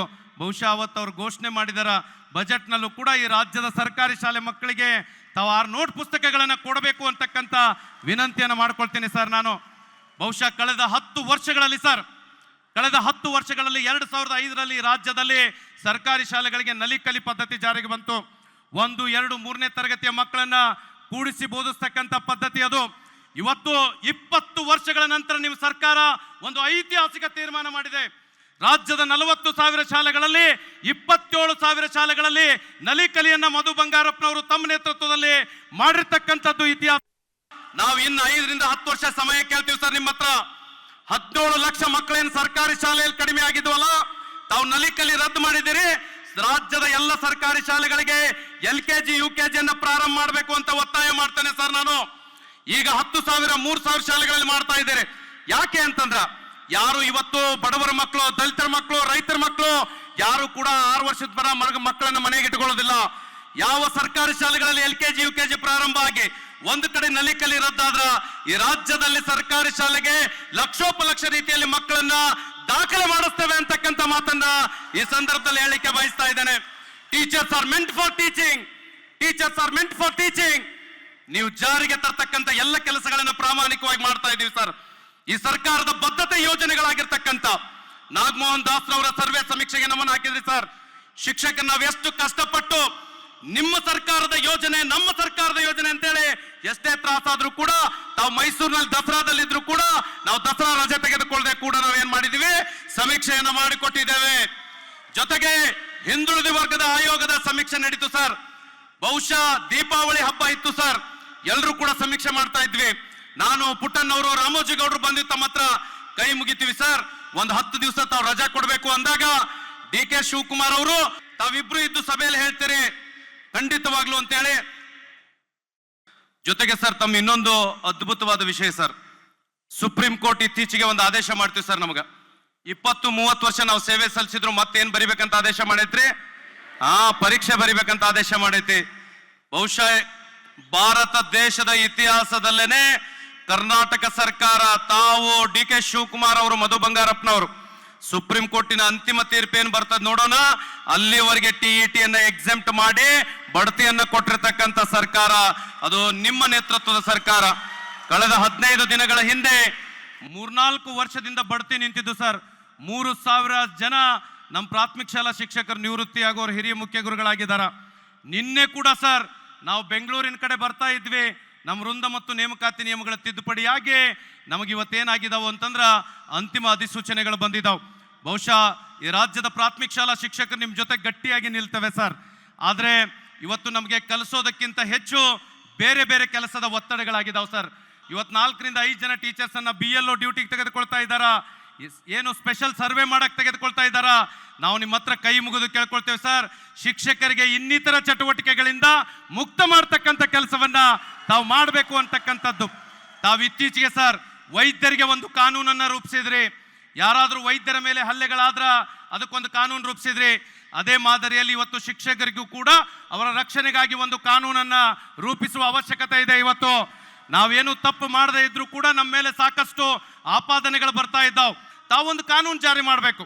ನಾವು ಶಾಲೆ ಕಲಿಯುವಾಗ ಶಾಲೆಯೊಳಗೆ ಸ್ವಚ್ಛತೆ ಮಾಡ್ತಾ ಇದ್ವಿಲ್ರಿ, ಮಾಡ್ತಾ ಇದ್ವಿ. ನಾವು ಮಕ್ಕಳಿಗೆ ಶ್ರಮದಾನದ ಮಹತ್ವವನ್ನು ತಿಳಿಸ್ಕೊಡ್ಬೇಕಾಗ್ತದ. ಶಾಲಾ ವಾತಾವರಣದಲ್ಲಿ ಮಕ್ಕಳು ಶಾಲೆಗೆ ಸಂಬಂಧಿಸಿದ ಸಣ್ಣ ಪುಟ್ಟ ಕೆಲಸಗಳ ಮಾಡಿದ್ರ ಅದೇನ್ ತಪ್ಪಲ್ಲ ಅಂತಕ್ಕಂಥ ಒಂದು ಕಾನೂನನ್ನು ತಾವು ಜಾರಿಗೊಳಿಸಬೇಕು ಅಂತಕ್ಕಂಥ ಮಾತನ್ನ ಈ ಸಂದರ್ಭದಲ್ಲಿ ಹೇಳಲಿಕ್ಕೆ ಬಯಸ್ತಾ ಇದ್ದೇನೆ. 2 ಬೇಡಿಕೆಗಳು ನಿಮ್ಮ ಮುಂದೆ ಇಡ್ತೀವಿ, ಕೈ ಮುಗಿತೀನಿ. ನೀವಿಬ್ರು ಇವತ್ತು ಲಕ್ಷಾಂತರ ಜನ ಶಿಕ್ಷಕರು ಮಧು ಬಂಗಾರಪ್ಪ ಸಾಹೇಬ್ರಿದ್ದಾರೆ. ಒಂದು ನಾನು ತಮ್ಮ ಹತ್ರ ವಿನಂತಿ ಮಾಡ್ಕೊಂಡಿದ್ದೀನಿ, ತಾವು ರೀಸ್ಟೋರ್ ಮಾಡಿದ್ದೀರಿ, ರೀಸ್ಟೋರ್ ಮಾಡಿದಂಥ ಶಿಕ್ಷಕರಿಗೆ ಒಂದು ಪದವಿ ಪೂರೈಸಿದ ಶಿಕ್ಷಕರಿಗೆ ಒಂದು ವೇತನ ಬಡ್ತಿ ಇನ್ಕ್ರಿಮೆಂಟ್ ಅನ್ನ ಕೊಡಬೇಕು ಸರ್. ಬಹಳ ದೊಡ್ಡ ನೋವಿನ ಸಂಗತಿ ಏನು ಅಂತಂದ್ರ ನಮ್ಮ ರಾಜ್ಯದ ಶಿಕ್ಷಕರ ಸಂಘಟನೆ ಸರ್, ಜೈಶಂಕರ್ ಅಂತಕ್ಕಂಥ ಒಬ್ಬ ದಲಿತ ಮನುಷ್ಯ 1971-72ರಲ್ಲಿ ಕಟ್ಟಿದ್ರು. 81-82ರಲ್ಲಿ ದಿವಂಗತ ಗುಂಡೂರಾಯರು ಸಂಘಕ್ಕೆ ಮಾನ್ಯತೆಯನ್ನು ಕೊಟ್ಟರು. ಅದು ಆದ್ಮೇಲೆ ಹಲವಾರು ಜನ ಅಧ್ಯಕ್ಷರು, ಉಮಾಪತಿಯವರು ಇರ್ಬೋದು, ಈರೇಗೌಡರು ಇರ್ಬೋದು, ಸನ್ಮಾನ್ಯ ಗುರಿಕಾರ್ ಅವರು ಇರ್ಬೋದು, ನಾರಾಯಣ ಸ್ವಾಮಿ ಅವರು ಇರ್ಬೋದು, ನಾಗೇಶನ್ ಇರ್ಬೋದು, ಇವರೆಲ್ಲ ಸಂಘಟನೆ ಕಟ್ಕೊಂಡು ಬಂದೀವಿ ಸರ್. ಸಾವಿರಾರು ಜನ ಬೆಂಗಳೂರಿಗೆ ಬಂದ್ರ ನಮಗೊಂದು ಕಚೇರಿಗೆ ನಿವೇಶನ ಇಲ್ಲ ಸರ್. ದಯಮಾಡಿ ಕೈ ಮುಗಿತೀನಿ ಸರ್, ತಾವು 3 ಜನ ಇದ್ದೀರಿ, ದಯಮಾಡಿ ಒಂದು ನಿವೇಶನವನ್ನ ಬೆಂಗಳೂರಿನ ಗಾಂಧಿನಗರದಲ್ಲಿ ಒಂದು ನಿವೇಶನವನ್ನ ಕೊಡಬೇಕು ಅಂತಕ್ಕಂಥ ಹಕ್ಕೊತ್ತಾಯವನ್ನ ಈ ಸಂದರ್ಭದಲ್ಲಿ ಮಾಡ್ತಾ ಇದ್ದೇವೆ. ಜೊತೆಗೆ ಸರ್ ಈ ರಾಜ್ಯದ ಎಲ್ಲ ಇಲಾಖೆಗಳಲ್ಲಿ 2nd ಸ್ಯಾಟರ್ಡೆ 4th ಸ್ಯಾಟರ್ಡೆ ರಜೆ ಕೊಟ್ಟಿದ್ದೀರಿ. ಅದೇ ರೀತಿಯಾಗಿ ಶಿಕ್ಷಕ ಮತ್ತು ಶಾಲೆಗಳಿಗೆ 2nd ಸ್ಯಾಟರ್ಡೆ ಮತ್ತು 4th ಸ್ಯಾಟರ್ಡೆ ರಜೆ ಕೊಡಬೇಕು ಅಂತಕ್ಕಂಥ ಮಾತನ್ನು ಹೇಳಿ ಮುಖ್ಯ ಗುರುಗಳ ಬಡ್ತಿ ವೇಳಾಪಟ್ಟಿಯನ್ನು ಮಾನ್ಯ ಮಧು ಬಂಗಾರಪ್ಪ ಸಾಹೇಬರು ಬಿಡುಗಡೆಗೊಳಿಸಬೇಕು ಅಂತಕ್ಕಂಥ ಮಾತನ್ನು ಹೇಳಿ 2005 ನೋಟಿಫಿಕೇಶನ್ ಆಗಿ 2006 ಅಲ್ಲಿ ನೇಮಕಾತಿ ಆದ 13,000 ಜನರನ್ನ NPS ನಿಂದ OPS ಮಾಡಿದ್ದೀರಿ. ಅದರಲ್ಲಿ 5,000 ಜನ ಪ್ರಾಥಮಿಕ ಶಾಲಾ ಶಿಕ್ಷಕರು ಸೇರಿದ್ದೀರಿ. ಬಹುಶಃ DK ಶಿವಕುಮಾರ್ ಅವರು ತಾವು ತಮ್ಮ ಪ್ರಣಾಳಿಕೆಯಲ್ಲಿ ಮಾತು ಕೊಟ್ಟಿದ್ರಿ, ಈ ರಾಜ್ಯದಲ್ಲಿ ಕಾಂಗ್ರೆಸ್ ಸರ್ಕಾರ ಅಸ್ತಿತ್ವಕ್ಕೆ ಬಂದ್ರೆ NPS ಅನ್ನ ರದ್ದುಗೊಳಿಸಿ OPS ಅನ್ನ ಜಾರಿಗೊಳಿಸ್ತೀನಿ ಅಂತೇಳಿ. ನಾವು ಇವತ್ತೇ ಮಾಡಿ ನಾಳೆ ಮಾಡಿ ಅನ್ನುವುದಿಲ್ಲ, ನಿಮ್ಮ ಸರ್ಕಾರದ ಅವಧಿಯಲ್ಲಿ NPS ಅನ್ನ ರದ್ದುಗೊಳಿಸಿ OPS ಅನ್ನ ಜಾರಿಗೊಳಿಸಬೇಕು ಅಂತಕ್ಕಂಥ ಹಕ್ಕೊತ್ತಾಯವನ್ನ ಮಾಡ್ತಾ ಇದ್ದೇನೆ. ಬಹುಶಃ ನಮ್ಮ ಅಟೆಂಡೆನ್ಸ್ ನೋಡಿದ್ರೆ ನಿಮ್ಗೆ ಅನಿಸ್ತದೆ ಸರ್, ಶಾಲೆಯೊಳಗೂ ನಮ್ಗೆ ಫೇಸ್ ಅಟೆಂಡೆನ್ಸ್ ಹಾಕಿಡಾಕತ್ತಾರ ಸರ್ ಈ ಮಧು ಬಂಗಾರಪ್ಪ ಸಾಹೇಬರು. ಶಿಕ್ಷಕರ ಮೇಲೆ ನಮಗೆ ನಂಬಿಕೆ ಇರಲಿ ಸರ್, ನಾವು ಬೇರೆ ಬೇರೆ ದೂರದ ಹಳ್ಳಿಗಳಿಗೆ ಹೋಗಬೇಕು. ಕ್ಯಾಂಪ್ಸ್ ಅಟೆಂಡೆನ್ಸ್ ನಿಂದ ರಾಜ್ಯದ ಶಿಕ್ಷಕರಿಗೆ ವಿನಾಯಿತಿಯನ್ನು ನೀಡಬೇಕು ಅಂತ ಹೇಳಿ ಈ ಸಂದರ್ಭದಲ್ಲಿ ವಿನಂತಿಯನ್ನ ಮಾಡಿಕೊಳ್ತೇನೆ ಅಂತಕ್ಕಂಥ ಮಾತನ್ನು ಹೇಳಿ, ರಾಜ್ಯದ ಶಿಕ್ಷಕರ ಸಂಘಟನೆಗೆ ದೊಡ್ಡ ಇತಿಹಾಸ ಇದೆ. ಬಹುಶಃ ಇದರ ಸುವರ್ಣ ಮಹೋತ್ಸವವನ್ನು ಆಚರಿಸುವ ಭಾಗ ಮತ್ತು ಯೋಗ ಎಲ್ಲ ಪದಾಧಿಕಾರಿಗಳಿಗೆ ಸಿಕ್ಕಿದೆ ಅಲ್ಲ, ನಾವೆಲ್ಲ ಪುಣ್ಯವಂತರು. ಯಾರು ವ್ಯಕ್ತಿ ಕೂಡ ಶಾಶ್ವತ ಅಲ್ಲ, ಸಂಘ ಮತ್ತು ಸಂಘಟನೆ ಶಾಶ್ವತವಾಗಿರಲಿ ಅಂತಕ್ಕಂಥ ಮಾತನ್ನು ಹೇಳಿ ಈ ಜೀವ ಮತ್ತು ಜೀವನ ಶಿಕ್ಷಕರಿಗಾಗಿಯೇ ಮೀಸಲಿಡ್ತೇನೆ ಅಂತಕ್ಕಂಥ ಮಾತನ್ನು ಹೇಳಿ ನಿಮ್ಮೆಲ್ಲರಿಗೂ ವಂದಿಸಿ ನನ್ನ 4 ಮಾತುಗಳನ್ನು ಮುಗಿಸ್ತೇನೆ. ನಮಸ್ಕಾರ. ಜೈ ಹಿಂದ್, ಜೈ ಭಾರತ್, ಜೈ ಶಿಕ್ಷಕ್.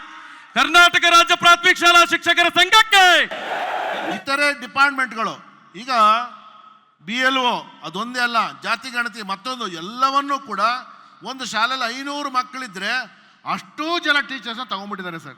ಪಾಠ ಮಾಡೋಕ್ಕೆ ಬಿಡ್ತಾ ಇಲ್ಲ. ನೇರವಾಗಿ ಅವರು ಶಿಕ್ಷಣ ಇಲಾಖೆ ಮುಖಾಂತರ ಅವ್ರು ಬರ್ತಾ ಇಲ್ಲ, ನೇರವಾಗಿ ಅವರು ನೋಟಿಸ್ಕೊಂಡು ಕೊಡ್ತಾರೆ, ನೇರವಾಗಿ ತಗೊಬಿಡ್ತಾರೆ, ನೇರವಾಗಿ ಆಕ್ಷನ್ ತೆಗೆದುಕೋತೀವಿ ಅಂತಾರೆ. ಇದು ನಿಲ್ಲಬೇಕು.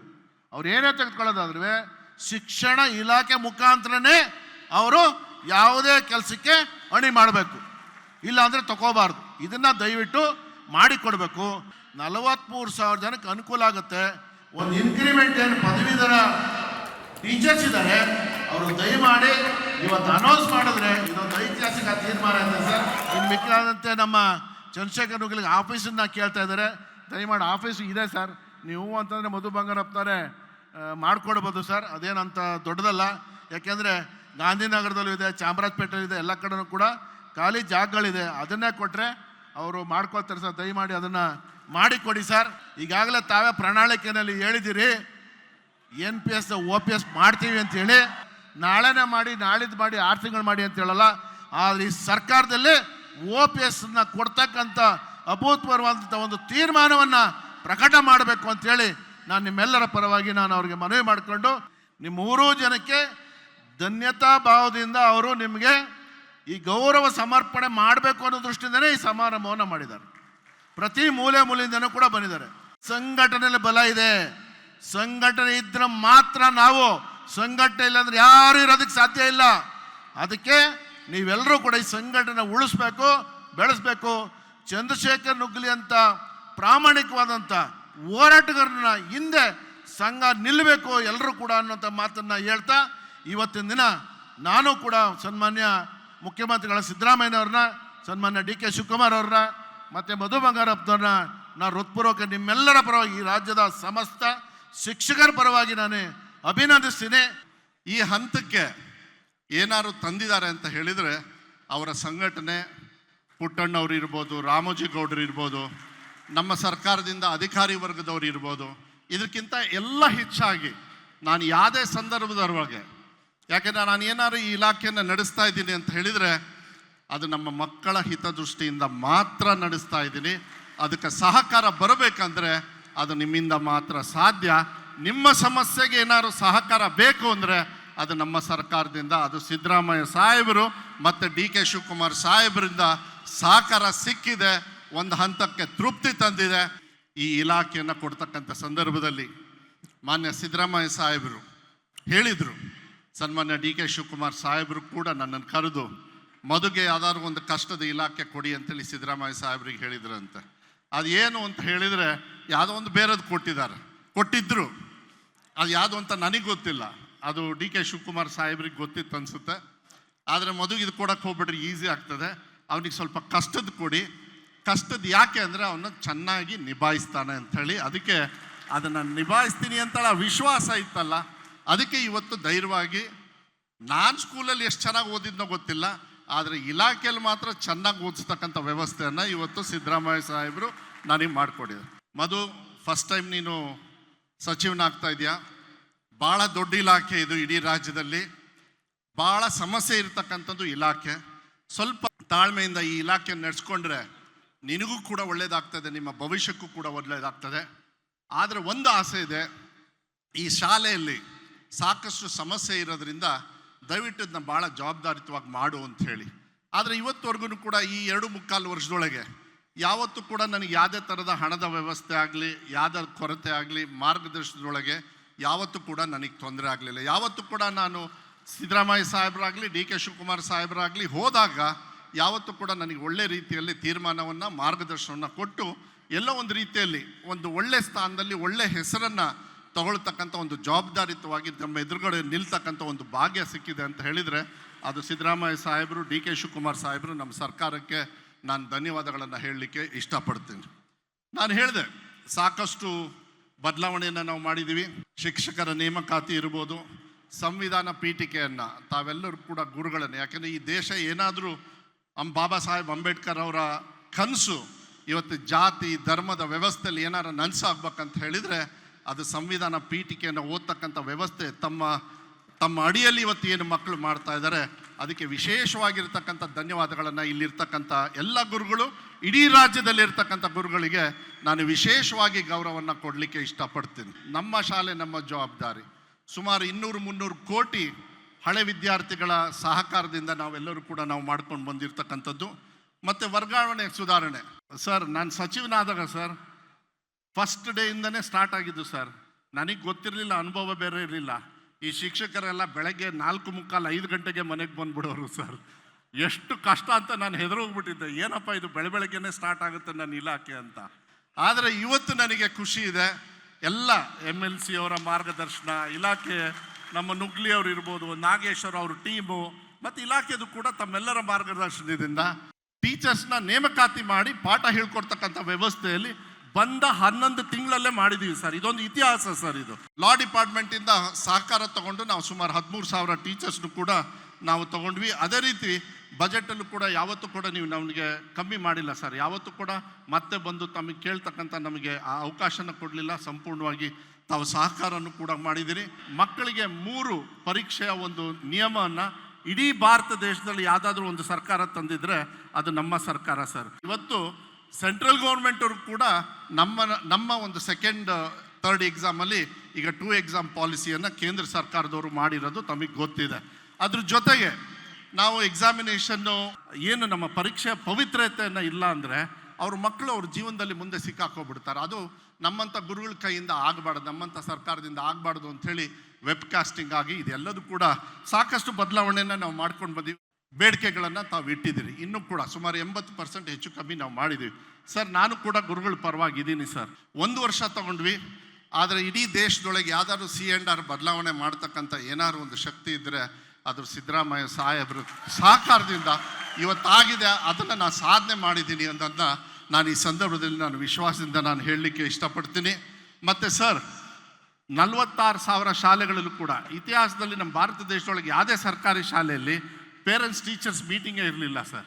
ಯಾಕೆಂದರೆ ಅನಿವಾರ್ಯವಾಗಿ ನೀವು ಅರ್ಥ ಮಾಡ್ಕೊಳ್ಬೇಕಂದ್ರೆ ಇಲ್ಲಿಂದ ನಾನು ತಮ್ಮ ಜವಾಬ್ದಾರಿ ಬಗ್ಗೆ 2 ನಿಮಿಷ ಮಾತಾಡಲಿಕ್ಕೆ ಇಷ್ಟಪಡ್ತೀನಿ. ತಂದೆ ತಾಯಿಯವ್ರು ಏನು ಮಾಡ್ತಾರೆ, ಹಳ್ಳಿಯಲ್ಲಿ ಯಾರು ಮಕ್ಕಳು ಶಾಲೆಗೆ ಹೋದ ತಕ್ಷಣ ಅವ್ರು IAS ಆಫೀಸರ್ ಆಗಿಬಿಡ್ತಾರೆ, ಡಾಕ್ಟರ್ ಆಗಿಬಿಡ್ತಾರೆ, ಇಂಜಿನಿಯರ್ ಆಗ್ತಾರೆ ಅಂತೇಳಿ ಕನಸನ್ನು ಕಟ್ಟಿ ಕಳಿಸ್ಬಿಡ್ತಾರೆ. ಸ್ಕೂಲಿಗೆ ಹೋದ್ರೇ ಇವ್ರು ಪಾಸಾಗಿ IAS ಆಫೀಸರ್ ಆಗ್ತಾರೆ ಅಂತೇಳಿ. ಆದರೆ ಅದು ತಂದೆ ತಾಯಿಯವ್ರ ಜವಾಬ್ದಾರಿನೂ ಇದೆ ಸರ್. ಅದಕ್ಕೆ ನಾವು ಮಕ್ಕಳ ದಿನಾಚರಣೆ ನವೆಂಬರ್ 14ನೇ ತಾರೀಕು ಫಸ್ಟ್ ಟೈಮ್ ಸರ್ ಇಡೀ ನಮ್ಮ ಭಾರತ ದೇಶದೊಳಗೆ ಯಾವುದಾದ್ರೂ ರಾಜ್ಯ ಸರ್ಕಾರದವರು ಪೇರೆಂಟ್ಸ್ ಟೀಚರ್ಸ್ ಮೀಟಿಂಗ್ ಮಾಡಿದರೆ ಬರ್ಗೂರು ರಾಮಚಂದ್ರಪ್ಪ ಸರ್ ಅವರೇ, ಅದು ನಮ್ಮ ಸರ್ಕಾರ. ಅದು ಈ ನವೆಂಬರ್ 14ನೇ ತಾರೀಕು ಜವಾಹರ್ಲಾಲ್ ನೆಹರು ಅವರ ಒಂದು ಹುಟ್ಟುಹಬ್ಬದ ಅಂಗವಾಗಿ ಮಕ್ಕಳ ದಿನಾಚರಣೆ ದಿವಸ ಮಾಡಿದ್ವಿ. ಸುಮಾರು 41,000 ಶಾಲೆಗಳಲ್ಲಿ ಇವತ್ತು ಪೋಷಕರು ನಮ್ಮನ್ನು ಭೇಟಿ ಮಾಡ್ತಕ್ಕಂಥ ಮತ್ತು ಸನ್ಮಾನ್ಯ ಸಿದ್ದರಾಮಯ್ಯ ಸಾಹೇಬರ ಮಾತನ್ನು ಕೇಳ್ತಕ್ಕಂಥ ಒಂದು ಅವಕಾಶವನ್ನು ಮಾಡಿಕೊಟ್ವಿ. ಟೀಚರ್ ರಿಕ್ರೂಟ್ಮೆಂಟು ಕೂಡ ಇಡೀ ರಾಜ್ಯದಲ್ಲಿ ಫಸ್ಟ್ ಟೈಮು 51,000 ಅತಿ ಶಿಕ್ಷಕರನ್ನು ಒಂದೇ ಸತಿ ಕೊಟ್ಟಿದ್ರೆ ಅದು ಬಜೆಟಲ್ಲೇ ಅನೌನ್ಸ್ ಮಾಡಿ ಹೋದ ಸತಿ ಕೊಟ್ಟರು. ನಾನು ತಮ್ಮಲ್ಲಿ ಕೈ ಮುಗಿದು ಇವತ್ತು ಒಂದು ವಿಶ್ವಾಸವನ್ನು ನಾನು ತಗೊಳ್ಳಿಕ್ಕೆ ಇಷ್ಟಪಡ್ತೀನಿ. ಯಾಕೆಂದರೆ ಈಗ ಅಡ್ಮಿಷನ್ ಸ್ಟಾರ್ಟ್ ಆಗುತ್ತೆ ಮುಂದಿನ ವರ್ಷದಿಂದ. ಈ ಸತಿ ನನಗೆ ಗೊತ್ತಿದೆ ಹೋದ ವರ್ಷ ಮತ್ತು ಈ ವರ್ಷಕ್ಕೆ ಮಿನಿಮಮ್ 15% ರಿಸಲ್ಟು ಕೂಡ ನೀವು ಇಂಪ್ರೂವ್ ಮಾಡ್ತೀರಿ ಅಂತೇಳಿ ನಮ್ಮ ವಿಶ್ವಾಸ ಇದೆ. ಇವತ್ತು ನೀವೆಲ್ಲರೂ ಕೂಡ ಚಪ್ಪಾಳೆ ಮೂಲಕ ಸಿದ್ದರಾಮಯ್ಯ ಸಾಹೇಬರಿಗೆ ನೀವು ಎದ್ದು ನಿಂತು ಒಂದು ಧನ್ಯವಾದಗಳನ್ನು ಹೇಳಬೇಕಾಗತ್ತೆ. ಏನು ಅಂತ ಹೇಳಿದರೆ ಕೈ ಎತ್ತಿ ಹೇಳಬೇಕು. ಈ ಸತಿ ಸರ್ಕಾರಿ ಶಾಲೆಯಲ್ಲಿ 20% ಮಕ್ಕಳು ಅಡ್ಮಿಷನ್ನ ಕಡ್ಡಾಯವಾಗಿ ಜಾಸ್ತಿ ಮಾಡ್ತೀವಿ ಅಂತ ಹೇಳಿ ಮಾನ್ಯ ಸಿದ್ದರಾಮಯ್ಯ ಸಾಹೇಬರಿಗೆ ಚಪ್ಪಾಳೆ ಮೂಲಕ ನೀವು ಹೇಳಬೇಕಾಗತ್ತೆ. ನೋಡಿ, ಸರ್ಕಾರ ನಿಮ್ಮ ಪರವಾಗಿ ನಿಂತಿದೆ ಅಂದರೆ ಮಕ್ಕಳನ್ನ ಸರ್ಕಾರಿ ಶಾಲೆಗೆ ಸೇರಿಸ್ತಕ್ಕಂಥ ಜವಾಬ್ದಾರಿ ಒಬ್ಬ ಸಚಿವನಾಗಿ ಇಲ್ಲಿಂದ ನಾವು ಮಾಡೋದಕ್ಕಾಗೋದಿಲ್ಲ. ಅದು ನಿಮ್ಮಿಂದ ಮಾತ್ರ ಸಾಧ್ಯ ಆಗುತ್ತೆ. ಮಕ್ಕಳ ಸಂಖ್ಯೆ ಸರ್ಕಾರಿ ಶಾಲೆಯಲ್ಲಿ ಈ ಸತಿ ದಾಖಲೆ ರೀತಿಯಲ್ಲಿ ನಾವು ಮಾಡ್ತೀವಿ ಅಂತ ಅದೊಂದು ಮಾಡಿಕೊಟ್ಬಿಟ್ರೆ ನನಗೆ ತೃಪ್ತಿ ಆಗುತ್ತೆ. ಸರ್, ಅವರು ಪ್ರಮೋಷನ್ ಏನೋ ಕೊಟ್ಟಿದ್ದೀವಿ ಸರ್ 20-22 ಕೋಟಿ ಆಗುತ್ತೆ ಸರ್ ಅಷ್ಟೇ. ಅವ್ರು ಕೇಳೋದ್ರಲ್ಲಿ ಅರ್ಥಪೂರ್ಣವಾಗಿದೆ. ಅವ್ರು ಏನು 1 ಟೈಮ್ ಇನ್ಕ್ರಿಮೆಂಟ್ ಕೇಳ್ತಾರೆ, ಯಾಕೆಂದರೆ ಜಾಸ್ತಿ ಏನು ಕೇಳಿಲ್ಲ ಸರ್, ಅದೊಂದು ಬಾಕಿ ಇದೆ, ಅದು ನ್ಯಾಯಬದ್ಧವಾಗಿದೆ. ಅವ್ರು ಏನು 1 ಟೈಮ್ ಇನ್ಕ್ರಿಮೆಂಟ್ ಕೇಳಿದ್ದಾರೆ ಅದು 25 ಕೋಟಿಯಿಂದ 5 ವರ್ಷಕ್ಕೆ 0 ಆಗುತ್ತೆ ಸರ್. ಅವ್ರು ನಿಜವಾಗ್ಲೂ ಒಂದು ಸಹಕಾರವನ್ನು ತಗೊಂಡಿದ್ದಾರೆ. ದಾಖಲಾತಿನೂ ಕೂಡ ಜಾಸ್ತಿ ಮಾಡ್ತೀವಿ. ಮಕ್ಕಳಿಗೆ ವಿದ್ಯಾಭ್ಯಾಸವನ್ನು ಕೂಡ ಒಳ್ಳೆಯ ರೀತಿಯಲ್ಲಿ, ಅದ್ರ ಜೊತೆಗೆ ಸರ್ಕಾರ ಏನೇ ತೀರ್ಮಾನ ತಗೊಂಡ್ರೇನು in the interest of children's, ನಾವು ಏನೇ ತೀರ್ಮಾನ ತಗೊಂಡ್ರೇನು ಮಕ್ಕಳ ಹಿತದೃಷ್ಟಿಯಿಂದ ಮಕ್ಕಳನ್ನು ದೇವರ ಸ್ಥಾನದಲ್ಲಿ ಕೂರಿಸಿದ್ದೀನಿ. ಅವರ ಭವಿಷ್ಯವನ್ನು ರೂಪಿಸ್ತಕ್ಕಂಥ ಜವಾಬ್ದಾರಿ ನಿಮ್ಮಂಥ ಗುರುಗಳಿಗೆ ಇರಲಿ ಅಂತ ಹೇಳಿ ವಿಶೇಷವಾಗಿ ಎಲ್ಲ ಗುರುಗಳಿಗೂ ಕೂಡ ನಾನು ವಿಶೇಷವಾಗಿ ಗೌರವವನ್ನು ಕೊಟ್ಟು, ನಾನು ಪ್ರೊಫೆಸರ್ ಆಗಿದ್ದ ನಿಜ, ಆದರೆ ನಾನು ಹೈಸ್ಕೂಲ್ ಅಧ್ಯಾಪಕನಾಗಿ ನನ್ನ ವೃತ್ತಿ ಜೀವನವನ್ನು ಪ್ರಾರಂಭ ಮಾಡಿದಂಥವನು. ಹೊಟ್ಟೆಪಾಡಿಗಾಗಿ ಪ್ರಾಥಮಿಕ ಶಾಲೆ ಮಕ್ಕಳಿಗೂ ಪಾಠ ಮಾಡಿದಂಥವನು. ಹಾಗಾಗಿ ನಾನು ಒಂಥರ ಪೂರ್ಣ ಪ್ರಮಾಣದ ಮೇಷ್ಟ್ರು ಅನ್ನೋದರಲ್ಲಿರೋ ಪ್ರೀತಿ, ವಿಶ್ವಾಸ, ಆತ್ಮೀಯತೆ ಪ್ರೊಫೆಸರ್ ಅನ್ನೋದರಲ್ಲಿ ಇರೋದೇ ಇಲ್ಲ. ಸಾಮಾನ್ಯವಾಗಿ ನಾವು ಸಮಾಜದಲ್ಲಿ ಸ್ಥಾನಮಾನಗಳಿರಬೇಕು ಅಂತ ಹೇಳ್ತೇವೆ. ನಾನು ಯಾವಾಗಲೂ ಪ್ರೊಫೆಸರ್ ಅನ್ನೋದು ಸ್ಥಾನ, ಮೇಷ್ಟ್ರು ಅನ್ನೋದು ಮಾನ ಅಂತ ಅಂದ್ಕೊಂಡಿದ್ದೀನಿ ನಾನು. ಈ ಸಮಾರಂಭ 3-4 ಅಂಶಗಳನ್ನು ಒಳಗೊಂಡಿರುವಂಥ ಒಂದು ಸಮಾರಂಭ. 55 ವರ್ಷಗಳ ಹಿಂದೆ ಒಬ್ಬ ದಲಿತ ಮೇಷ್ಟ್ರು ಶ್ರಮಪಟ್ಟು ಆರಂಭ ಮಾಡಿದಂತಹ ಈ ಸಂಸ್ಥೆ ಇದೆಯಲ್ಲ, ಅದರ ಸುವರ್ಣೋತ್ಸವವನ್ನು ಇವತ್ತು ಆಚರಿಸ್ತಾ ಇದ್ದೀರಿ. ಅದರ ಜೊತೆಗೆ ಸರ್ಕಾರ, ವಿಶೇಷವಾಗಿ ಸಿದ್ದರಾಮಯ್ಯನವರು, ಉಪಮುಖ್ಯಮಂತ್ರಿಗಳು, ಮಧು ಬಂಗಾರಪ್ಪನವರು ನಿಮ್ಮ ಅನೇಕ ಬೇಡಿಕೆಗಳನ್ನು ಈಡೇರಿಸೋದಕ್ಕಾಗಿ ಅವರಿಗೆ ಧನ್ಯತಾ ಸಮರ್ಪಣೆಯನ್ನು ಮಾಡ್ತಾ ಇದ್ದೀರಿ.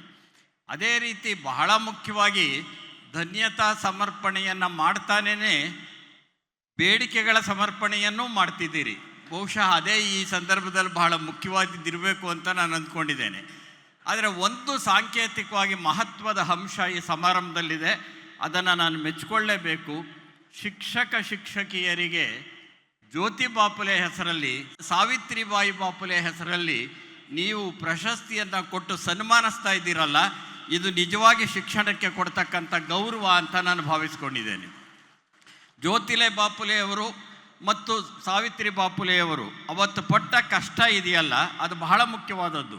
ತಳ ಸಮುದಾಯಗಳ ಪರವಾಗಿ ದನಿ ಎತ್ತಿದ ಜ್ಯೋತಿ ಬಾಪುಲೆ ಹೆಣ್ಣು ಮಕ್ಕಳಿಗೆ ಶಿಕ್ಷಣ ಕೊಡಬೇಕು ಅಂತೇಳಿ ಭಾರತದಲ್ಲಿ ಮೊಟ್ಟ ಮೊದಲ ಮಹಿಳಾ ಶಾಲೆಯನ್ನು ತೆರೆದಂತಹ ಸಾವಿತ್ರಿಬಾಯಿ ಪುಲೆಯನ್ನು ಎಲ್ಲ ಶಿಕ್ಷಕಿಯರು, ಎಲ್ಲ ವಿದ್ಯಾವಂತರು ಜ್ಞಾಪಿಸ್ಕೊಳ್ಬೇಕಿವತ್ತು. ಅದರ ಜೊತೆಗೆ ಇನ್ನೊಬ್ಬರ ಹೆಸರನ್ನು ನಾವು ಮರೆತಿದ್ದೇವೆ, ಅದನ್ನು ಜ್ಞಾಪಿಸೋದಕ್ಕೆ ಇಷ್ಟಪಡ್ತೇನೆ. ಸಾವಿತ್ರಿಬಾಯಿ ಪುಲೆಯವರು ಶಾಲೆಯನ್ನು ಆರಂಭ ಮಾಡಿದಾಗ ಮನೆ ಮನೆಗೆ ಹೋಗಿ ಈ ಶಾಲೆಗೆ ನಿಮ್ಮ ಹೆಣ್ಣು ಮಕ್ಕಳನ್ನು ಕಳಿಸಿ ಅಂತ ಹೇಳಿ ಪೋಷಕರನ್ನು ಬೇಡಿಕೊಂಡು ಹೆಣ್ಣು ಮಕ್ಕಳನ್ನು ಶಾಲೆಗೆ ಕರೆತಂದಂತಹ ಇನ್ನೊಬ್ಬ ಮಹಿಳೆ ಫಾತಿಮಾ ಶೇಖ್ ಅಂತ. ಇದು ಭಾರತದ ಪ್ರಜಾಪ್ರಭುತ್ವದ ಚೆಲುವು. ಇದು ಇವತ್ತು ಸೌಹಾರ್ದತೆಯನ್ನು ಹಾಳು ಮಾಡತಕ್ಕಂಥ, ಧಾರ್ಮಿಕ ಮೂಲಭೂತವಾದವನ್ನು ಮುನ್ನೆಲೆಗೆ ತರತಕ್ಕಂತಹ, ಜಾತಿವಾದ ಮುನ್ನೆಲೆಗೆ ತರತಕ್ಕಂಥ ಇಂಥ ಸನ್ನಿವೇಶದ ಒಳಗಡೆ ಸಾವಿತ್ರಿಬಾಯಿ ಪುಲೆ ಮತ್ತು ಫಾತಿಮಾ ಶೇಖ್ ಇಬ್ಬರೂ ಸೇರಿ ಈ ದೇಶದ ಹೆಣ್ಣು ಮಕ್ಕಳಿಗೆ ಶಿಕ್ಷಣವನ್ನು ಕಲಿಸಿದರು ಅನ್ನೋದೇನೇ ಸೌಹಾರ್ದತೆಯ, ಸಮಾನತೆಯ ಸಂಕೇತ. ಹಾಗಾಗಿ ಜ್ಯೋತಿ ಬಾಪುಲೆ ಮತ್ತು ಸಾವಿತ್ರಿಬಾಯಿ ಪುಲೆ ಅವರ ಹೆಸರಿನಲ್ಲಿ ನೀವು ಮಾಡ್ತಿರೋ ಸನ್ಮಾನ ನಿಜವಾದ ಅರ್ಥದ ಒಳಗಡೆ ಸ್ವಾತಂತ್ರ್ಯ, ಸಮಾನತೆ, ಸೌಹಾರ್ದತೆಗೆ ಮಾಡ್ತಿರೋ ಅಂಥ ಒಂದು ಸನ್ಮಾನ ಅಂತ ನಾನು ಭಾವಿಸ್ಕೊಂಡಿದ್ದೇನೆ.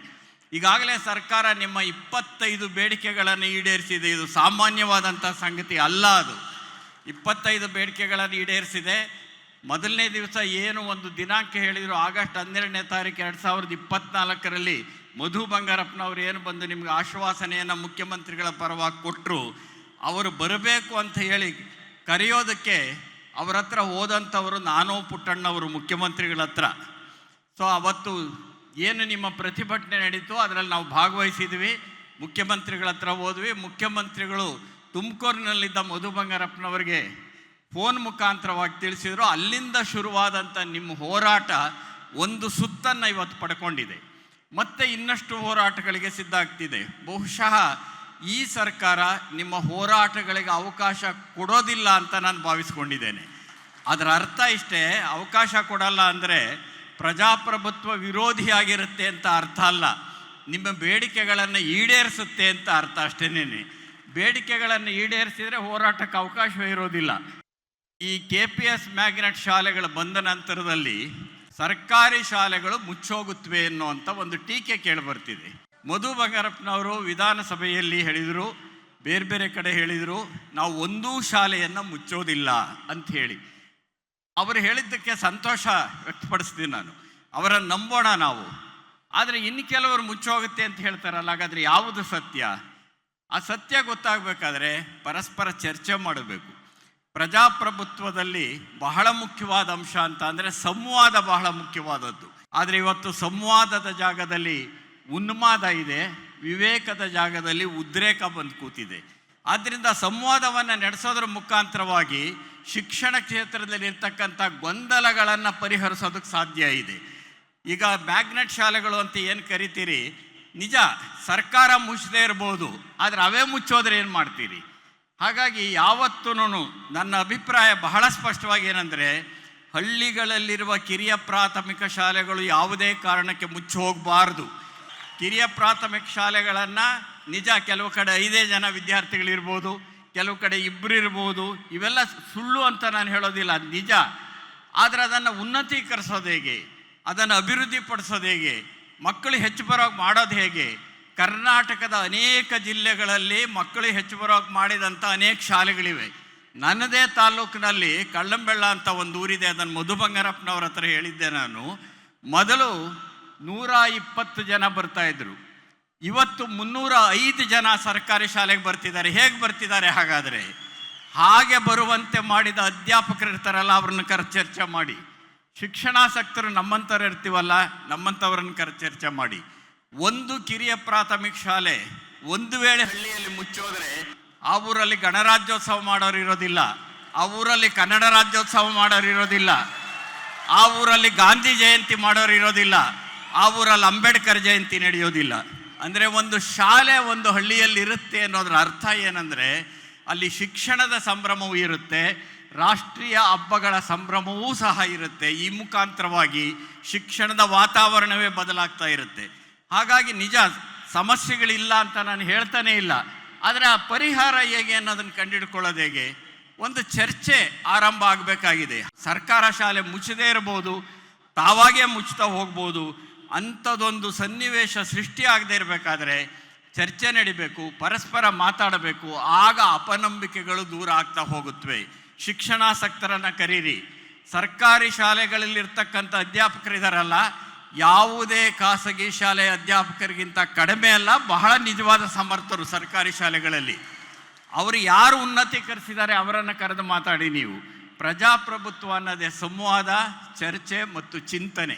ಹಾಗಾಗಿ ನಾನು ಈ ವೇದಿಕೆಯ ಮೇಲಿಂದ ಹೇಳೋದಿಷ್ಟೇನೆ, ಶಿಕ್ಷಕರಿಗೆ ನೀವು ಮಾಡಿರುವ ಎಲ್ಲ ಸೌಲಭ್ಯಗಳಿಗೆ, ಎಲ್ಲ ಬೇಡಿಕೆಗಳಿಗೆ ಈಡೇರಿಸ್ತಕ್ಕಂಥ ಉಪಕಾರಕ್ಕೆ ಸರ್ಕಾರಕ್ಕೆ ನಾನು ಧನ್ಯವಾದಗಳನ್ನು ಅರ್ಪಿಸ್ತೇನೆ. ಮೊದಲನೇದಾಗಿ ಮುಂದಿನ ಬೇಡಿಕೆಗಳನ್ನು ಈಡೇರಿಸಿ ಅಂತ ನಿಮ್ಮ ಪರವಾಗಿ ಕೇಳ್ಕೊಳ್ತೇನೆ.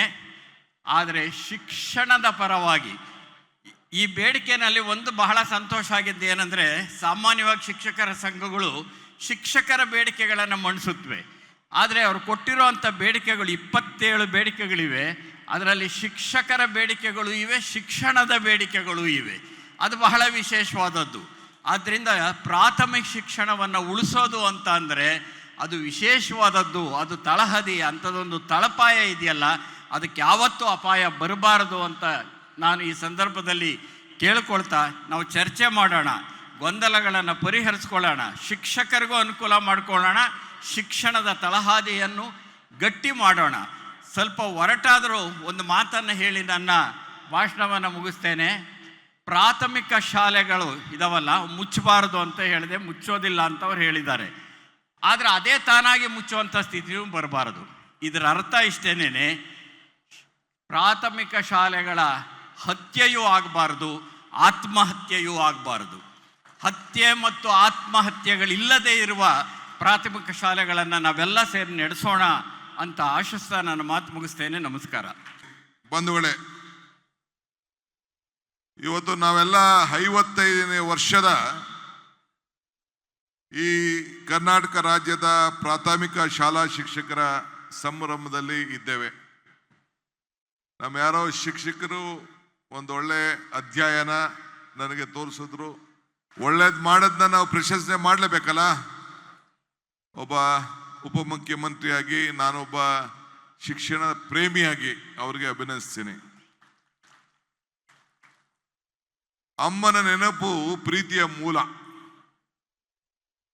ದೇವರ ನೆನಪು ಭಕ್ತಿಯ ಮೂಲ. ಗುರುವಿನ ನೆನಪು ಜ್ಞಾನವೇ ಮೂಲ. ಈ ಮೂರರ ನೆನಪು ಮನುಷ್ಯತ್ವೇ ಮೂಲ.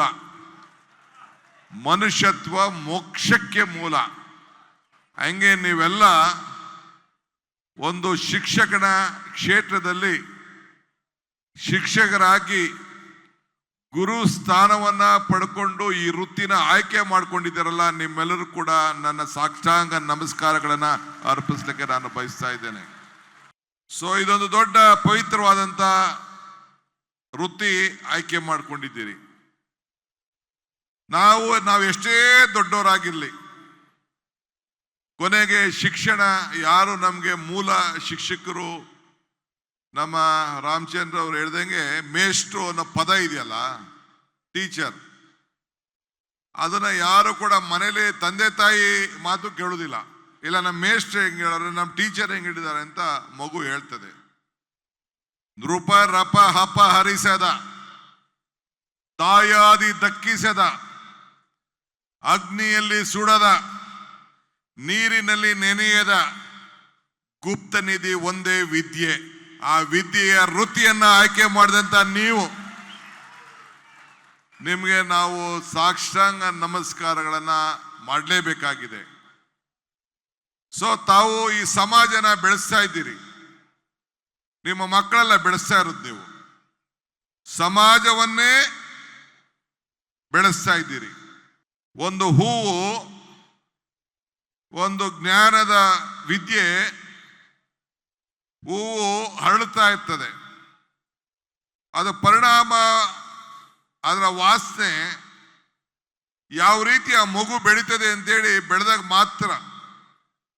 ನೀವೆಷ್ಟೇ ವಯಸ್ಸಾದ್ರೂ ಕೂಡ ಕೊನೆಗೆ ನಿಮ್ಮ ಶಿಷ್ಯ, ನಿಮ್ಮ ಮಕ್ಕಳು, ನೀವು ಪಾಠ ಕೊಟ್ಟಂತ ಮಕ್ಕಳು ಈ ಸಮಾಜದಲ್ಲಿ ಬಹಳ ಎತ್ತರಕ್ಕೆ ಬೆಳೆದಾಗ ನಿಮ್ಗಾಗ ಸಂತೋಷ ಇನ್ನೇನು ಅನ್ನೋದಿಲ್ಲ. ನನ್ನ ಶಿಷ್ಯ, ನಾನು ತಯಾರು ಮಾಡಿದಂಥ ಮಗು ಈ ಮಟ್ಟಕ್ಕೆ ಬೆಳೆದಿದೆಯಲ್ಲ ಅಂತ ಒಂದು ಸಂತೋಷವನ್ನು ಪಡುವಂಥ ಒಂದು ದೊಡ್ಡ ಕೆಲಸ ಮಾಡ್ತಾ ಇದ್ದೀರಿ. ಅಂಬೇಡ್ಕರ್ ಹೇಳ್ತಾರೆ, ಇತಿಹಾಸ ಮರ್ತವನು ಇತಿಹಾಸ ಸೃಷ್ಟಿ ಮಾಡಲಿಕ್ಕೆ ಸಾಧ್ಯ ಇಲ್ಲ ಅಂತೇಳಿ. ಹಂಗೆ ನೀವು ಪ್ರತಿಯೊಂದು ಮಕ್ಕಳನ್ನು ಕೂಡ ಅವರ ಗೋಲು ಬಹಳ ಉತ್ತಮವಾಗಿ ಬೆಳಿಬೇಕು ಅಂತೇಳಿ, ನಾನು ಯಾವುದೋ ಸಂದರ್ಭದಲ್ಲಿ ಯಾವುದೋ ಶಾಲೆಗೆ ಹೋದಾಗ ಹೇಳ್ತಾ ಇದ್ದೆ, you should remember 4D. You should dream, you should desire for the dream, you should dedicate for the dream, you should discipline for the dream ಅಂತ. ಹಂಗೆ ಮಕ್ಕಳು ಇವತ್ತು ನಾವು ದೊಡ್ಡ ಕನಸನ್ನ ಕಾಣಲಿಕ್ಕೆ ಅವ್ರನ್ನ ತಯಾರು ಮಾಡಬೇಕು, ತಪ್ಪಲ್ಲ. ಆ ಕನಸು ಆಲೋಚನೆಗಳು ಇವತ್ತು ಮಕ್ಕಳಿಗೆ ಬರಲಿಲ್ಲ ಅಂತಂದ್ರೆ, ಆ ಆಲೋಚನೆಯನ್ನು ಬರಬೇಕಾದ್ರೆ ಡಿಸಿಪ್ಲಿನ್ ನಾವು ಬೆಳೆಸಿಲ್ಲ ಅಂತಂದ್ರೆ, ನೀವು ತಯಾರು ಮಾಡಿದಂಥ ಪ್ರೈಮರಿ ಎಜುಕೇಶನ್ ಅಲ್ಲಿ ನೀವೇನು ಒಂದು ಫೌಂಡೇಶನ್ ಹಾಕ್ತೀರಿ, ಆ ಫೌಂಡೇಶನ್ನು ಕೊನೆಯವರೆಗೂ ಕೂಡ ಇರ್ತದೆ ಅನ್ನೋದು ನನಗೆ ನಂಬಿಕೆ.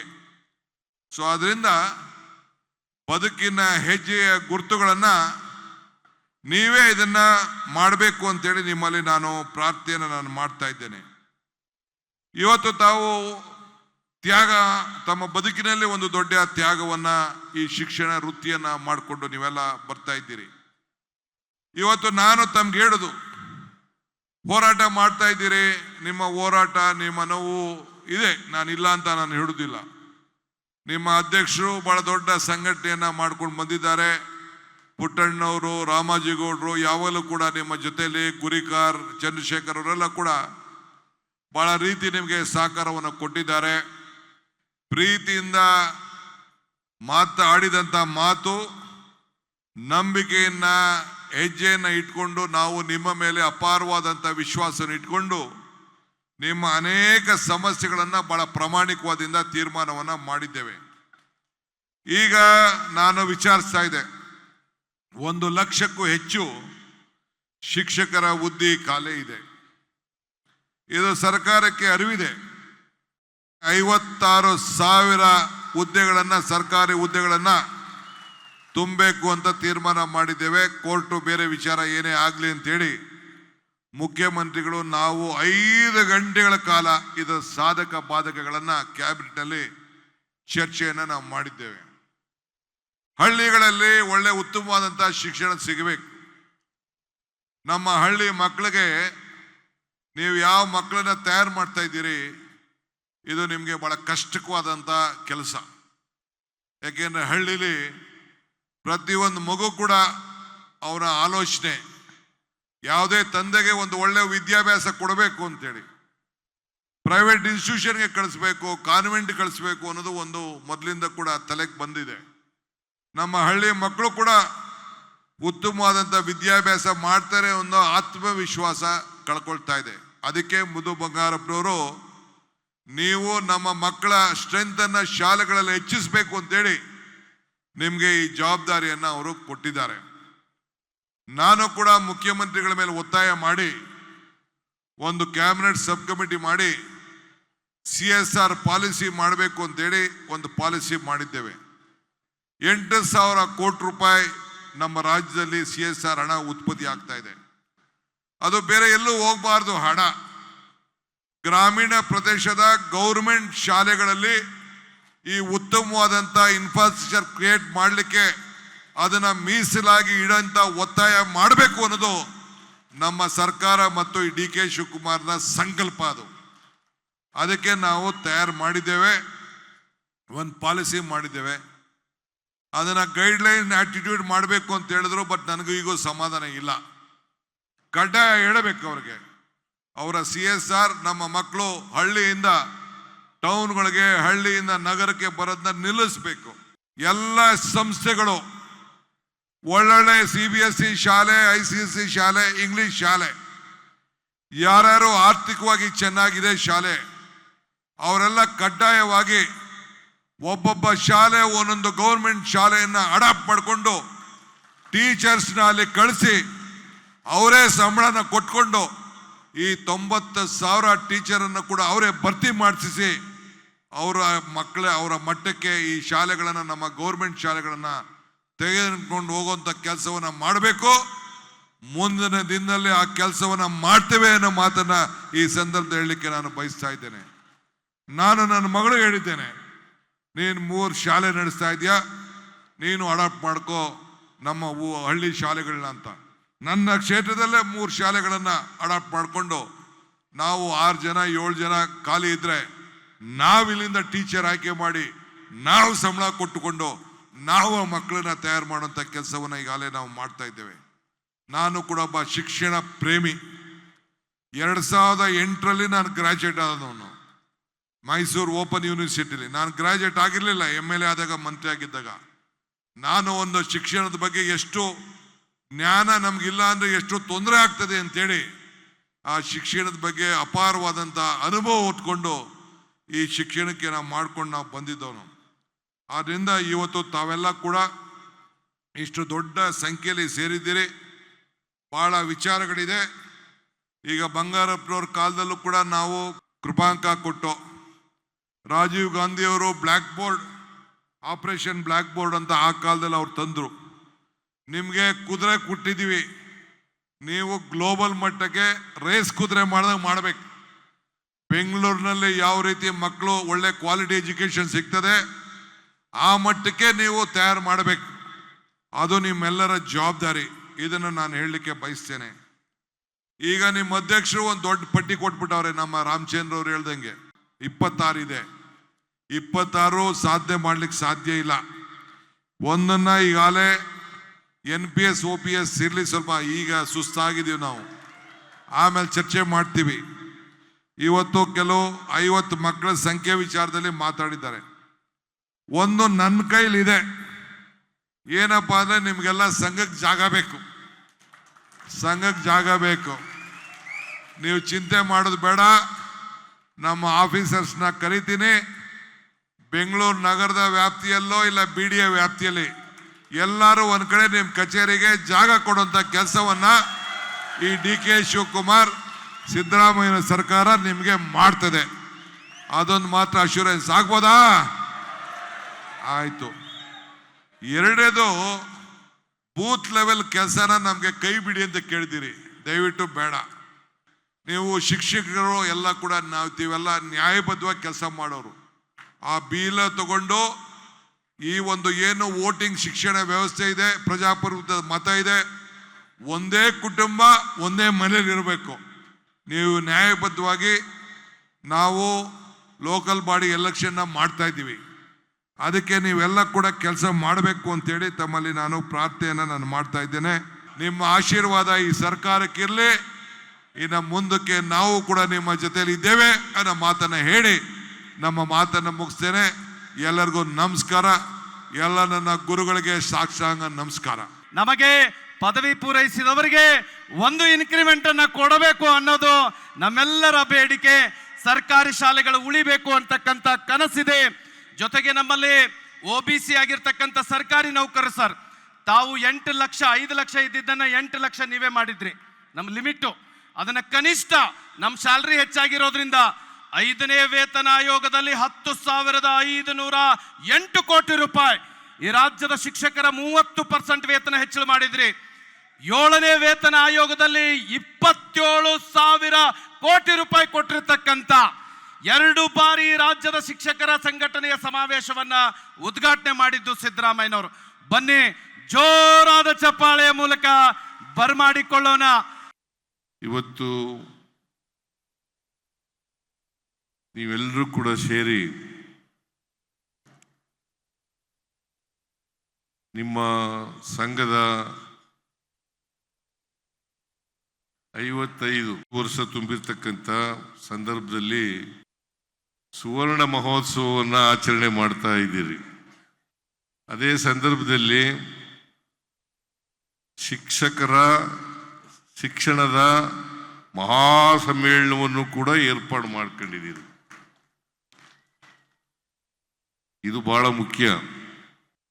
ಉತ್ತಮವಾದ ಸಮಾಜವನ್ನು ನಿರ್ಮಾಣ ಮಾಡ್ತಕ್ಕಂಥ ಜವಾಬ್ದಾರಿ ವ್ಯಕ್ತ ಆಗಲಿ ಅಂತಕ್ಕಂಥ ಮಾತುಗಳನ್ನು ಈ ಸಂದರ್ಭದಲ್ಲಿ ಹೇಳಲಿಕ್ಕೆ ಬಯಸ್ತಾ ಇದ್ದೇನೆ. ಇದೇ ಸಂದರ್ಭದಲ್ಲಿ ನನಗೆ DK ಶಿವಕುಮಾರ್ ಅವರಿಗೆ, ಮಧು ಬಂಗಾರಪ್ಪನವರಿಗೆ ಮತ್ತು ಬರಗೂರು ರಾಮಚಂದ್ರಪ್ಪನವರಿಗೆ ಸನ್ಮಾನವನ್ನು ಮಾಡಿದ್ದೀರಿ. ಬಹಳ ದೊಡ್ಡ ರೀತಿಯಲ್ಲಿ ಸನ್ಮಾನವನ್ನು ಮಾಡಿದ್ದೀರಿ. ಅದಕ್ಕಾಗಿ ರಾಜ್ಯದ ಎಲ್ಲ ಶಿಕ್ಷಕ ವೃಂದದವರಿಗೆ ಧನ್ಯವಾದಗಳನ್ನು ಹೇಳಲಿಕ್ಕೆ ಬಯಸ್ತಾ ಇದ್ದೇನೆ. ನೀವೆಲ್ಲರೂ ಕೂಡ ಈ ದೇಶದ ಭವಿಷ್ಯವನ್ನು ರೂಪಿಸ್ತಕ್ಕಂಥವ್ರು. ನಮ್ಮ ದೇಶಕ್ಕೆ ಸ್ವಾತಂತ್ರ್ಯ ಬಂದಾಗ ಶಿಕ್ಷಣ 12ರಿಂದ 15% ಇತ್ತು. ಇವತ್ತು ಸುಮಾರು 74% ಹೋಗಿದೆ. 75-76%. ನಾವು ಶಿಕ್ಷಣ ಕ್ಷೇತ್ರವನ್ನು ಒಮ್ಮೆ ಅವಲೋಕನ ಮಾಡಿದಾಗ ನಾವೆಲ್ಲರೂ ಕೂಡ ಯೋಚನೆ ಮಾಡಬೇಕು, ಗುಣಮಟ್ಟದ ಶಿಕ್ಷಣ ಸಿಕ್ಕಿದೆಯಾ, ಸಮಾಜದ ಸಮಸ್ಯೆಗಳಿಗೆ ಸ್ಪಂದಿಸ್ತಕ್ಕಂಥ ಶಿಕ್ಷಣ ಸಿಕ್ಕಿದೆಯಾ ಅಂತಕ್ಕಂಥದ್ದು ಬಹಳ ಮುಖ್ಯ. ತರಗತಿನಲ್ಲೇ ಭವಿಷ್ಯ ರೂಪಿತ ಆಗ್ತಕ್ಕಂಥದ್ದು. ಒಬ್ಬ ವ್ಯಕ್ತಿ ಶಿಕ್ಷಣ ಪಡೆದವನು, ಅದು ಡಿಗ್ರಿ ಪಡೆದಿರಲಿ, ಪೋಸ್ಟ್ ಗ್ರ್ಯಾಜುಯೇಷನ್ ಆಗಿರಲಿ, ಅಥವಾ ಇನ್ಯಾವುದೇ ಡಾಕ್ಟ್ರಿಗಾಗಿರಲಿ, ಇಂಜಿನಿಯರ್ ಆಗಿರಲಿ, ಸೈಂಟಿಸ್ಟ್ ಆಗಿರಲಿ, ನಾವು ಎಂಥ ಶಿಕ್ಷಣವನ್ನು ಪಡ್ಕೋಬೇಕು ಅಂತಕ್ಕಂಥ ವಿಚಾರವನ್ನು ಮಾಡಬೇಕಾಗ್ತದೆ. ಅದಕ್ಕೆ ನಮ್ಮ ಸಂವಿಧಾನದಲ್ಲಿ, ಬಾಬಾ ಸಾಹೇಬರು ಕೊಟ್ಟಿರ್ತಕ್ಕಂಥ ಸಂವಿಧಾನದಲ್ಲಿ ಆರ್ಟಿಕಲ್ 51 ಕ್ಲಾಸ್ 1 ಬಹಳ ಸ್ಪಷ್ಟವಾಗಿ ಹೇಳ್ತದೆ, ಜವಾಬ್ದಾರಿಯುತವಾಗಿ ನಡ್ಕೊಳ್ಬೇಕಾದ್ರೆ, ಆ ವ್ಯಕ್ತಿಯ ವಿಕಾಸ ಆಗಬೇಕಾದ್ರೆ ಎಂಥ ಶಿಕ್ಷಣ ಸಿಗಬೇಕು ಅಂತಕ್ಕಂಥದ್ದನ್ನು ಬಹಳ ಸ್ಪಷ್ಟವಾಗಿ ಹೇಳ್ತದೆ. ವೈಜ್ಞಾನಿಕವಾದಂಥ, ವೈಚಾರಿಕವಾದಂಥ ಶಿಕ್ಷಣ ಸಿಗಬೇಕು. ನಾವು ಮೌಢ್ಯಗಳನ್ನು, ಕಂದಾಚಾರಗಳನ್ನು ದೂರ ಮಾಡ್ತಕ್ಕಂಥ ಶಿಕ್ಷಣವನ್ನು ಪಡ್ಕೊಳ್ಬೇಕು ಅಂತಕ್ಕಂಥದ್ದು ಅತ್ಯಂತ ಅಗತ್ಯ ಅಂತಕ್ಕಂಥ ಮಾತುಗಳನ್ನು ಹೇಳಲಿಕ್ಕೆ ಬಯಸ್ತಾ ಇದೆ. ಸಮಾಜ ಬದಲಾವಣೆ ಆಗಬೇಕಲ್ಲ. ಸಮಾಜ ಬದಲಾವಣೆ ಆಗದೇನೆ ನಾವೆಲ್ಲರೂ ಕೂಡ ಅಸಮಾನತೆಯಿಂದ ಕೂಡಿರ್ತಕ್ಕಂಥ ಈ ಸಮಾಜದಲ್ಲಿ ಮುಖ್ಯವಾಹಿನಿಗೆ ಬರಲಿಕ್ಕೆ ಸಾಧ್ಯ ಆಗಲ್ಲ. ಮುಖ್ಯವಾಹಿನಿಗೆ ಬರಬೇಕಾದ್ರೆ ಅಸಮಾನತೆ ಹೋಗಲೇಬೇಕು. ಅದಕ್ಕೆ ಬಾಬಾ ಸಾಹೇಬ್ ಅಂಬೇಡ್ಕರ್ ಅವರು 1949 ನವೆಂಬರ್ 25ನೇ ತಾರೀಕು ಕಾನ್ಸ್ಟಿಟ್ಯೂಂಟ್ ಅಸೆಂಬ್ಲಿಯಲ್ಲಿ ಒಂದು ಭಾಷಣ ಮಾಡಿದ್ದಾರೆ. ಏನಪ್ಪ ಹೇಳ್ತಾರೆ ಅವರು ಅಲ್ಲಿ ಅಂತಂದ್ರೆ, ನಾವು 1950 ಜನವರಿ 26ನೇ ತಾರೀಕಿಗೆ ನಮ್ಮ ಸಂವಿಧಾನ ಜಾರಿಗೆ ಬರ್ತದೆ. ನಾವು ಎಂಥ ಸಮಾಜಕ್ಕೆ ಕಾಲಿಡ್ತಾ ಇದ್ದೀವಿ ಅವತ್ತು ಅಂತಂದ್ರೆ, ವೈರುಧ್ಯತೆಯಿಂದ ಕೂಡಿರ್ತಕ್ಕಂಥ ಸಮಾಜಕ್ಕೆ ಕಾಲಿಡ್ತಾ ಇದ್ದೀವಿ. ಈ ವೈರುಧ್ಯತೆ ಹೋಗ್ಬೇಕಾದ್ರೆ ಪ್ರತಿಯೊಬ್ಬರಿಗೂ ಕೂಡ ಭಾರತ ದೇಶದಲ್ಲಿರ್ತಕ್ಕಂಥ 143 ಕೋಟಿ ಜನ ಇದಾರಲ್ಲ, ಈ 143 ಕೋಟಿ ಜನರು ಕೂಡ ಆರ್ಥಿಕವಾಗಿ ಸಾಮಾಜಿಕವಾಗಿ ಸಬಲರಾದಾಗ ಮಾತ್ರ ಮುಖ್ಯವಾಹಿನಿಗೆ ಬರಲಿಕ್ಕೆ ಸಾಧ್ಯ ಆಗ್ತದೆ, ಸಮಾಜದಲ್ಲಿ ಬದಲಾವಣೆಯನ್ನು ಕಾಣಲಿಕ್ಕೆ ಸಾಧ್ಯ ಆಗ್ತದೆ ಅಂತಕ್ಕಂಥ ಮಾತುಗಳನ್ನು ಹೇಳಿದ್ದಾರೆ. ಪ್ರತಿಯೊಬ್ಬರಿಗೂ ಕೂಡ ಸಾಮಾಜಿಕ ಸ್ವಾತಂತ್ರ್ಯ, ಆರ್ಥಿಕ ಸ್ವಾತಂತ್ರ್ಯ ಸಿಕ್ಕಿದಾಗ ಮಾತ್ರ ರಾಜಕೀಯ ಸ್ವಾತಂತ್ರ್ಯ ಬಂದದಕ್ಕೆ ಸಾರ್ಥಕ ಆಗ್ತದೆ ಅಂತಕ್ಕಂಥ ಮಾತುಗಳನ್ನು ಹೇಳಿದ್ದಾರೆ ಅಂತಕ್ಕಂಥದ್ದನ್ನು ನಮ್ಮ ಸಂವಿಧಾನದಲ್ಲಿ. ಅದಕ್ಕೆ ನಾವು ಈ ಸಮಾಜದಲ್ಲಿ ಅಸಮಾನತೆಯಿಂದ ಕೂಡಿರ್ತಕ್ಕಂಥ ಸಮಾಜದಲ್ಲಿ ನಾವೆಲ್ಲರೂ ಕೂಡ ಇರುವಾಗ, ಮೌಢ್ಯಗಳಿಂದ ಕೂಡಿರ್ತಕ್ಕಂಥ ಸಮಾಜದಲ್ಲಿ ಇರುವಾಗ, ನಾವು ವೈಚಾರಿಕತೆ ಮತ್ತು ವೈಜ್ಞಾನಿಕತೆಯನ್ನು ಎಲ್ಲ ವಿದ್ಯಾರ್ಥಿಗಳಲ್ಲಿ ಬೆಳೆಸ್ತಕ್ಕಂಥ ಕೆಲಸವನ್ನು ಮಾಡಬೇಕು. ಅದನ್ನು ಮಾಡಬೇಕಾದ್ರೆ ಅದು ನಿಮ್ಮಿಂದ ಮಾತ್ರ ಸಾಧ್ಯ. ಅಬ್ದುಲ್ ಕಲಾಂ ಒಂದು ಮಾತು ಹೇಳ್ತಾರೆ, ಸಾಮಾನ್ಯರನ್ನ ಅಸಾಮಾನ್ಯರನ್ನಾಗಿ ಮಾಡ್ತಕ್ಕಂಥ ಶಕ್ತಿ ಇರ್ತಕ್ಕಂಥದ್ದು ನಿಮಗೆ, ಟೀಚರ್ಸ್ಗಳಿಗೆ, ಶಿಕ್ಷಕರಿಗೆ ಅಂತಕ್ಕಂಥ ಮಾತುಗಳನ್ನು ಹೇಳಲಿಕ್ಕೆ ಬಯಸ್ತಾ ಇದ್ದೇನೆ.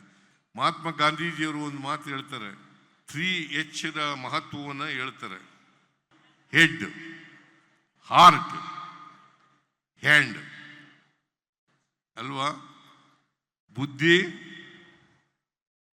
ಕರುಣೆ ಮತ್ತು ಕೌಶಲ್ಯ, ಈ 3 ಮಿಳಿತ ಆದಾಗ ಮಾತ್ರ ನಾವು ವಿಕಾಸ ಆಗಲಿಕ್ಕೆ ಸಾಧ್ಯ. ಬಹಳ ಎಲ್ಲರನ್ನೂ ಪ್ರೀತಿಸ್ತೀನಿ ನಾನು. ಯಾವುದೇ ಜಾತಿಯವರಿರಲಿ, ಯಾವುದೇ ಧರ್ಮಕ್ಕೆ ಸೇರಿರಲಿ, ಯಾವುದೇ ಭಾಷೆ ಮಾತಾಡಲಿ, ಎಲ್ಲರನ್ನೂ ಪ್ರೀತಿಸ್ತೀನಿ. ಆದರೆ ಉಪಾಧ್ಯಾಯರುಗಳನ್ನು ಅತ್ಯಂತ ಹೆಚ್ಚು ಗೌರವದಿಂದ ಕಾಣ್ತೇನೆ ಅಂತಕ್ಕಂಥ ಮಾತುಗಳನ್ನು ಹೇಳಲಿಕ್ಕೆ ಬಯಸ್ತೀನಿ. ಕಾರಣ ಯಾಕಪ್ಪ ಅಂತಂದರೆ, ಅವರೇ ನಮ್ಮನ್ನು ರೂಪಿಸಿ ಈ ಮಟ್ಟಕ್ಕೆ ಬೆಳೆದಿದ್ದೀವಲ್ಲ. ಅದರಲ್ಲೂ ಶಾಲಾ ಶಿಕ್ಷಕರು ಇದ್ದಾರಲ್ಲ, ಪ್ರಾಥಮಿಕ ಶಾಲೆ ಪ್ರೌಢಶಾಲೆ ಶಿಕ್ಷಕರಿದ್ದಾರಲ್ಲ, ನಮಗೆ ಹೆಚ್ಚು ಗೌರವವನ್ನು ಕೊಡ್ತಕ್ಕಂಥ ಶಿಕ್ಷಕರು ಯಾರಪ್ಪ ಅಂತಂದರೆ ಪ್ರಾಥಮಿಕ ಮತ್ತು ಪ್ರೌಢ ಶಿಕ್ಷಣ. ಇವತ್ತು ಎಂಥ ಸ್ಥಾನದಲ್ಲಿದ್ದೀರಿ ನೀವು ನೋಡಿ.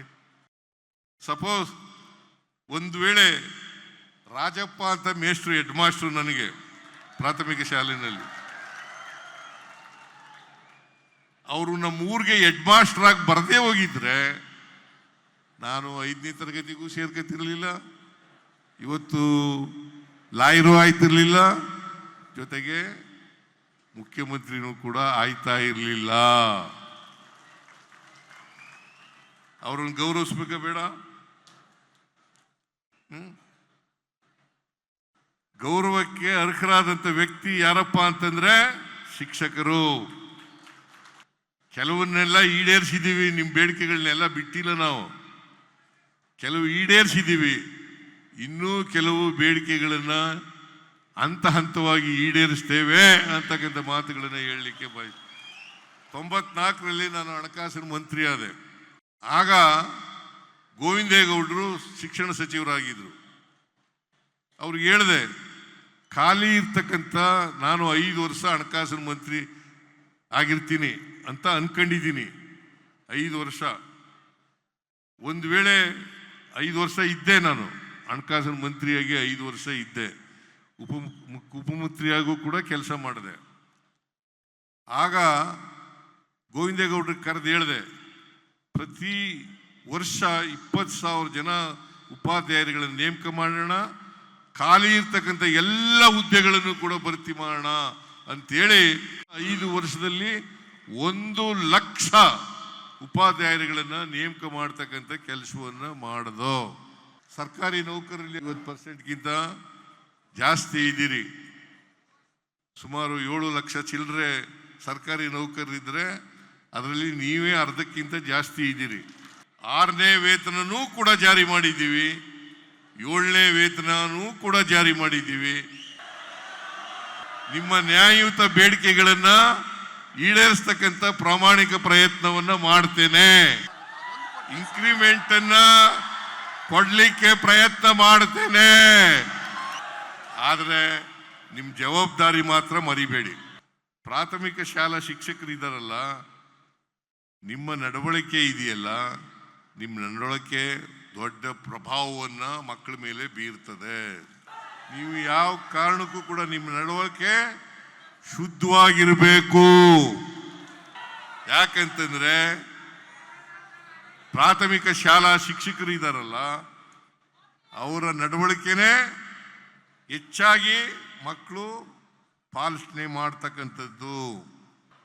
ನೀವೆಲ್ಲ ಮಕ್ಕಳಿಗೂ ಕೂಡ ವೈಜ್ಞಾನಿಕತೆ ಮತ್ತು ವೈಚಾರಿಕತೆಯನ್ನು ಕಲಿಸಿದ್ರೆ ಸಮಾಜ ಸುಂದರವಾಗುತ್ತಲ್ವಾ?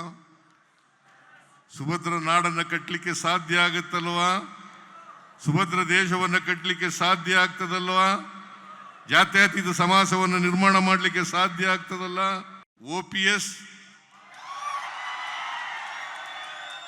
NPS ಬಗ್ಗೆ ಚರ್ಚೆ ಮಾಡಬೇಕು, ಒಂದು ಟೈಮ್ ಕೊಡಿ ಅಂತ ಹೇಳಿದ್ದಾರೆ. ಅವರಿಗೆ ಟೈಮ್ ಕೊಡ್ತೀನಿ, ಚರ್ಚೆ ಮಾಡಿ. ನಾವು ಕ್ಯಾಬಿನೆಟ್ನಲ್ಲೂ ಕೂಡ ಚರ್ಚೆ ಮಾಡಿ, ಯಾಕಂದರೆ ನಾನೇ ತೀರ್ಮಾನ ಮಾಡೋಕ್ಕಾಗಲ್ಲ. ಕ್ಯಾಬಿನೆಟ್ನಲ್ಲೂ ಕೂಡ ಚರ್ಚೆ ಮಾಡಿ ಅವರಿಗೆ ಮೊದಲು ಅವ್ರಿಗೆ ಟೈಮ್ ಕೊಡ್ತೀನಿ, ಚರ್ಚೆ ಮಾಡಿ ಆಮೇಲೆ ಒಂದು ತೀರ್ಮಾನಕ್ಕೆ ಬರ್ತಕ್ಕಂಥ ಕೆಲಸವನ್ನು ಮಾಡ್ತೇವೆ ಅಂತಕ್ಕಂಥ ಮಾತುಗಳನ್ನು ಈ ಸಂದರ್ಭದಲ್ಲಿ ಹೇಳಿ ನಿಮ್ಮಲ್ಲಿ ಕೈ ಮುಗಿದು ಪ್ರಾರ್ಥನೆ ಮಾಡ್ತೀನಿ. ನೀವು ಈ ದೇಶದ ಭವಿಷ್ಯವನ್ನು ರೂಪಿಸ್ತಕ್ಕಂಥ ಜನ, ಆ ಭವಿಷ್ಯ ರೂಪಿಸ್ತಕ್ಕಂಥ ಜನರನ್ನು ತಯಾರು ಮಾಡ್ತಕ್ಕಂಥ ಜನ, ಅಂಥ ಮಕ್ಕಳನ್ನು ತಯಾರು ಮಾಡಿ ಅಂತೇಳಿ ನಿಮ್ಮಲ್ಲಿ ಕಳಕಳಿಯಿಂದ ಪ್ರಾರ್ಥನೆ ಮಾಡಿ ನನ್ನ ಮಾತುಗಳನ್ನು ಮುಗಿಸ್ತೇನೆ. ಜೈ ಹಿಂದ್, ಜೈ ಕರ್ನಾಟಕ, ಜೈ ಸಂವಿಧಾನ್. ಶಿಕ್ಷಕರಿಗೆ ಮಹಾತ್ಮ ಜ್ಯೋತಿಬಾ ಫುಲೆ ಪ್ರಶಸ್ತಿ, ಹಾಗೆಯೇ ಸಾಧಕಿ ಶಿಕ್ಷಕಿಗೆ ಮಾತೆ ಸಾವಿತ್ರಿಬಾಯಿ ಫುಲೆ ಪ್ರಶಸ್ತಿ ನೀಡಿ ಗೌರವಿಸಲಾಗುತ್ತೆ.